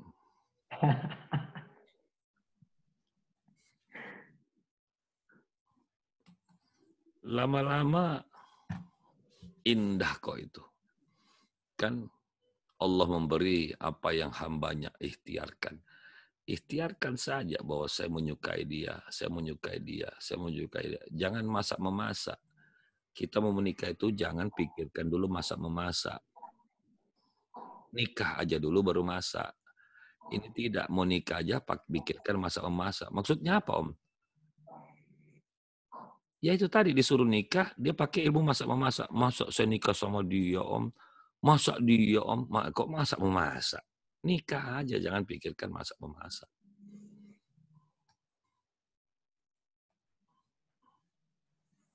Itu. Silakan kalau ada pertanyaan lagi. Kalau ini.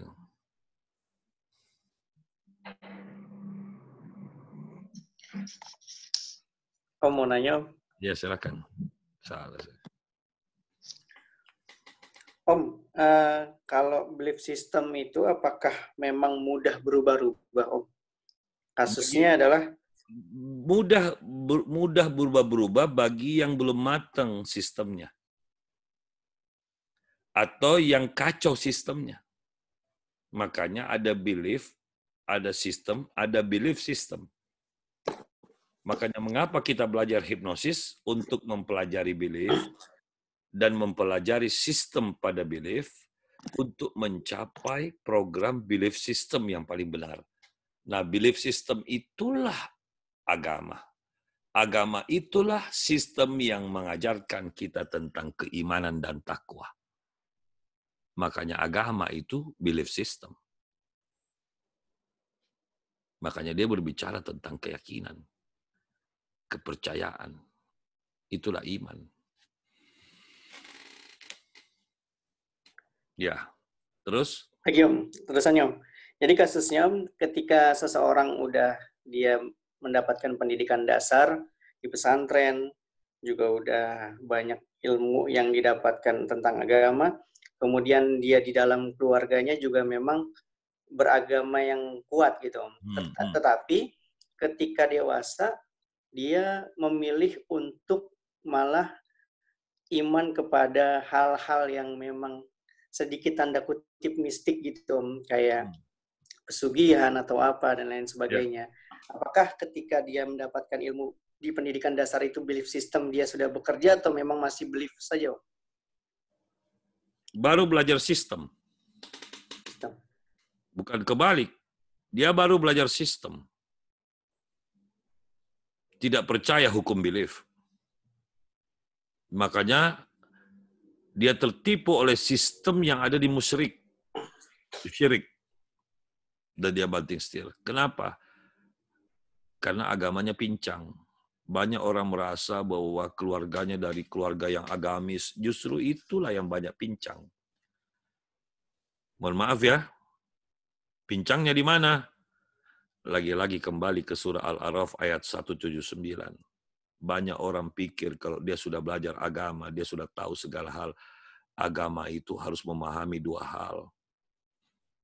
Kalau Om Bagus berkata, agama itu adalah kaki kanan. Sekarang coba kau jalan pakai kaki kanan terus, pincang hidupmu. Karena yang kau anggap agama itu cuman Al-Quran, Al-Quran, Al-Quran, Al-Quran. Sementara kamu juga tidak kafah belajar Al-Qurannya. Karena Al-Quran itu juga ada dua, ada yang tersurat. Sementara yang kau pelajari tersurat. Yang tersirat yang mana? Makanya banyak orang belajar agama tapi mulutnya kasar. Banyak orang belajar agama tapi begitu ada yang melamar anaknya, ditolak, ditanya agamanya juga. Jadi coba bayangkan itu. Mau tidak bisa ngaji, mau nikahi anak saya. Mau diapain anak saya? Anakmu sudah belajar agama, anakmu yang ngajar suaminya. Kenapa bingung? Memang mantu-mantu Rasul itu pilih-pilih seperti itu.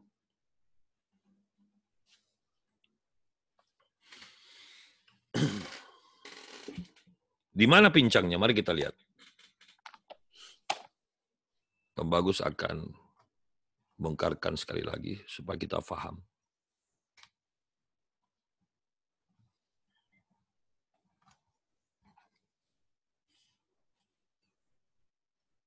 Allah sudah katakan, sungguh.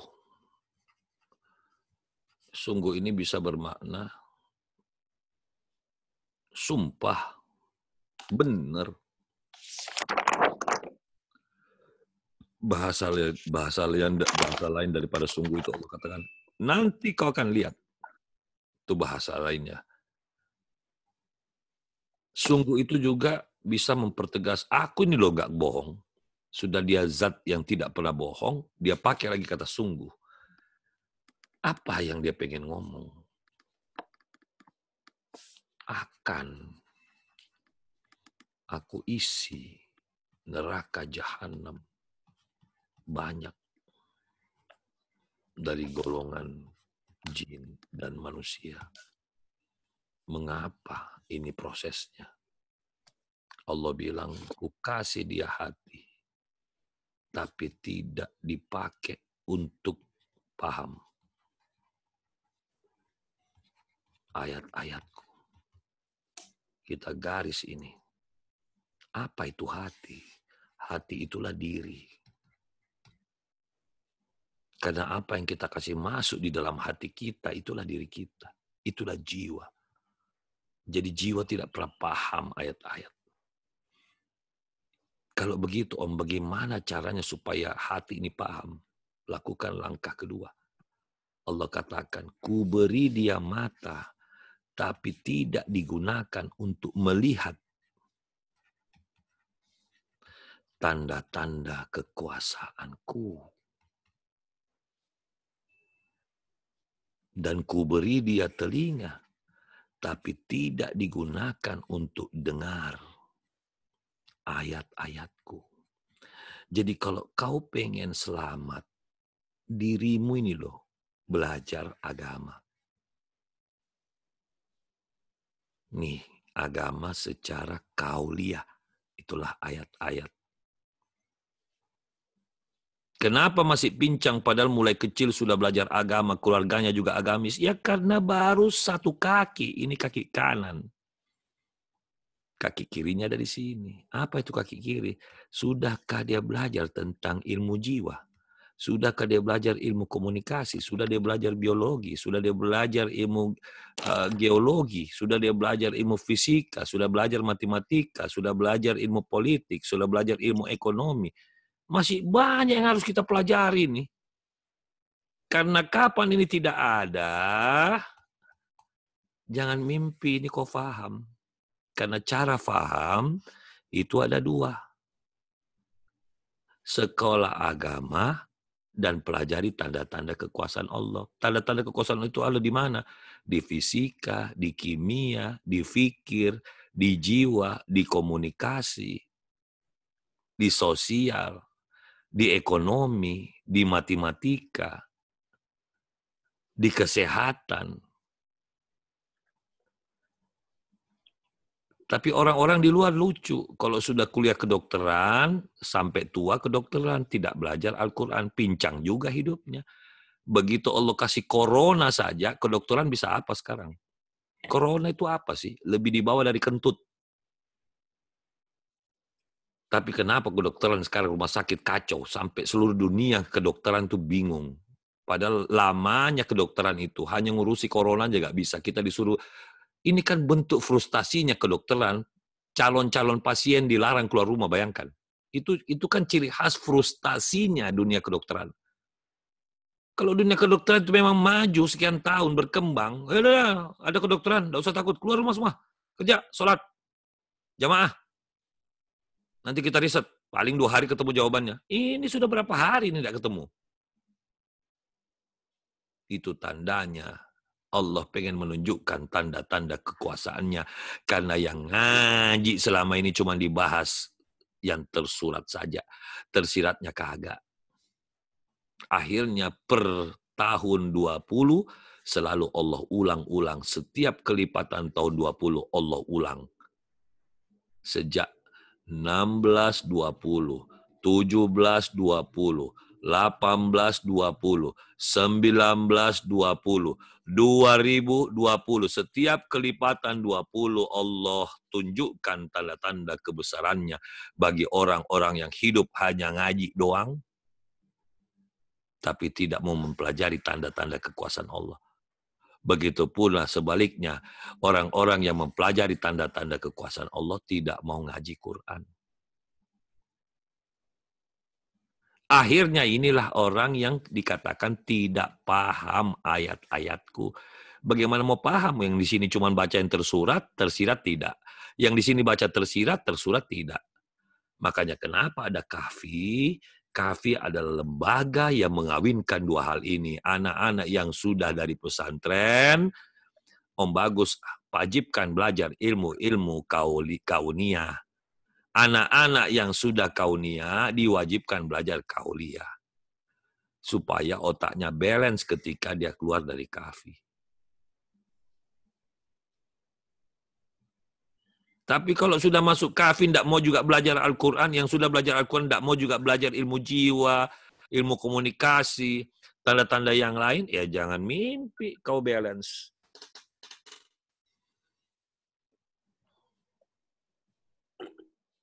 Terjawab toh? Coba ini, urusan corona. Mana itu dokter-dokter ahli-ahli semua itu, satu dunia itu. Yang katanya punya alat canggih bisa apa? Mana semua? Kita ini disuruh di rumah ini bentuk frustasi. Ilmu politik, mana? Ilmu politik sekarang ini. Presiden bilang apa, gubernur bilang apa, ini gara-gara corona ini. Ilmu ekonomi, siapa sekarang negara paling bagus ekonominya? Mencret semua. Lihat itu Italia, bentar lagi bangkrut. Amerika, Cina, katanya dahsyat. Tidak ada yang bisa menggoyang dia. Nah, sudah diobok-obok sama Allah. Coba itu satu kali Allah tunjukkan tanda-tanda kekuasaannya sekelas virus tidak tampak mata. Mau bilang apa lo?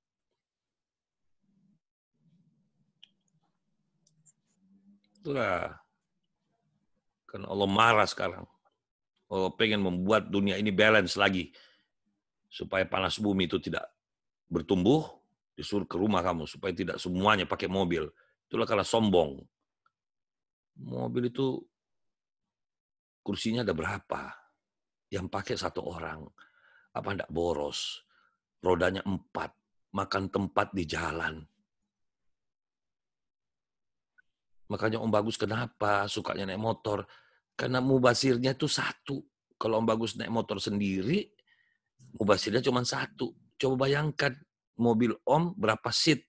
Om Bagus pakai sendiri. Berapa mubasirnya? Berapa ban yang aus? Berapa bensin yang dibakar? Berapa pajak yang dibayar? Dan seterusnya. Dan berapa orang terhambat kalau terhalang oleh mobil Om. Tapi kalau motor kan semua orang bisa melaju.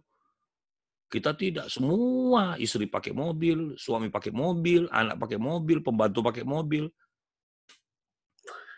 Tidak ada yang mau sabaran. Karena ilmu sabarnya tidak dipakai. Yang ngaji juga begitu. Maunya jadi ustadz, tapi cari uangnya pakai keustadan. Mau ceramah di masjid, tapi minta bayar. Terus mana kita jadi contoh sama masyarakat kalau kita ceramah aja minta dibayar masjid. Begitu ada corona, minta uang transport. Kan saya sudah dijadwal di masjid. Transfer dong. Masjid kan uangnya umat. Kembalikan dong ke umat. Hubungannya apa? Uangnya umat sama bayarin khutbah orang yang tidak jadi khutbah.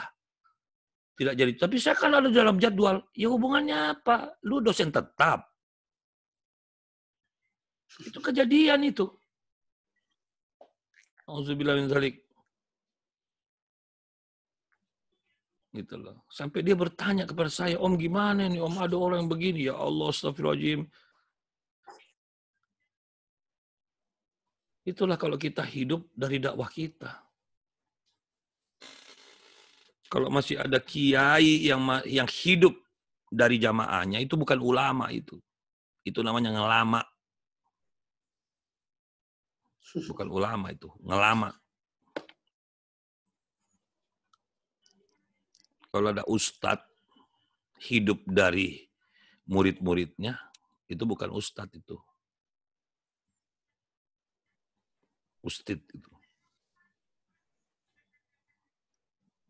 Nah ini. Jadi kita rindu. Kita rindu.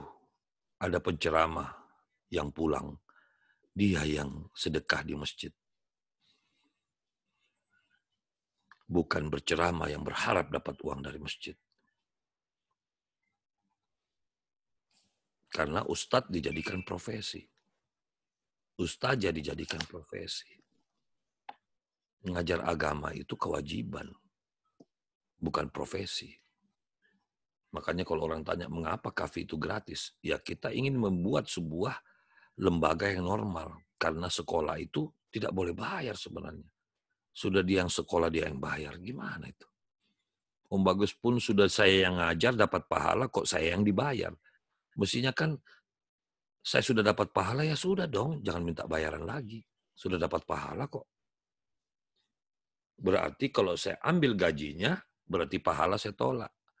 Jadi dosen-dosen itu sudah tidak ada pahalanya. Jadi jangan bilang guru dan dosen itu pahlawan tanpa tanda jasa. Salah itu. Karena tanda jasanya diambil tiap bulan.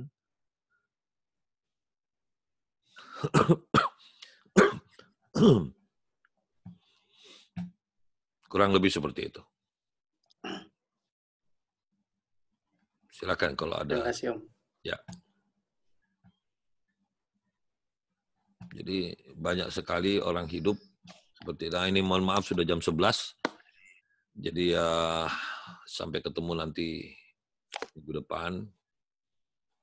Tapi Om Bagus minta nanti ada Om Bagus kasih share link ke YouTube di mana Om Bagus menjawab pertanyaan-pertanyaan mahasiswa PKU kemarin menyangkut corona ini dengan banyak memberikan motivasi-motivasi kepada mereka karena mereka kebingungannya ditanya-tanya macam-macam sama umat karena konteksnya sekarang tanda-tanda kekuasaan Allah ini baru sehingga dibutuhkan kreativitas milenial. Nah, nanti saya share sama kamu nonton sampai habis ya proses perkuliahan itu. Baik, kita akhiri dengan hamdalah. Alhamdulillah. Dan membaca doa kafaratul majelis. Subhanakallahumma wa bihamdika asyhadu an la ilaha illa anta astaghfiruka wa atubu ilaik. Taufik wal hidayah. Assalamualaikum warahmatullahi wabarakatuh dan salam untuk Waalaikumsalam. Terima kasih Om. Ya, sama-sama. Om Bagus. Ya, sebelum pulang tolong kirimkan doa untuk Siap. Siap Om. Sarah, kok Sarah bahagia sekali, Sarah? Ada apa, Rah?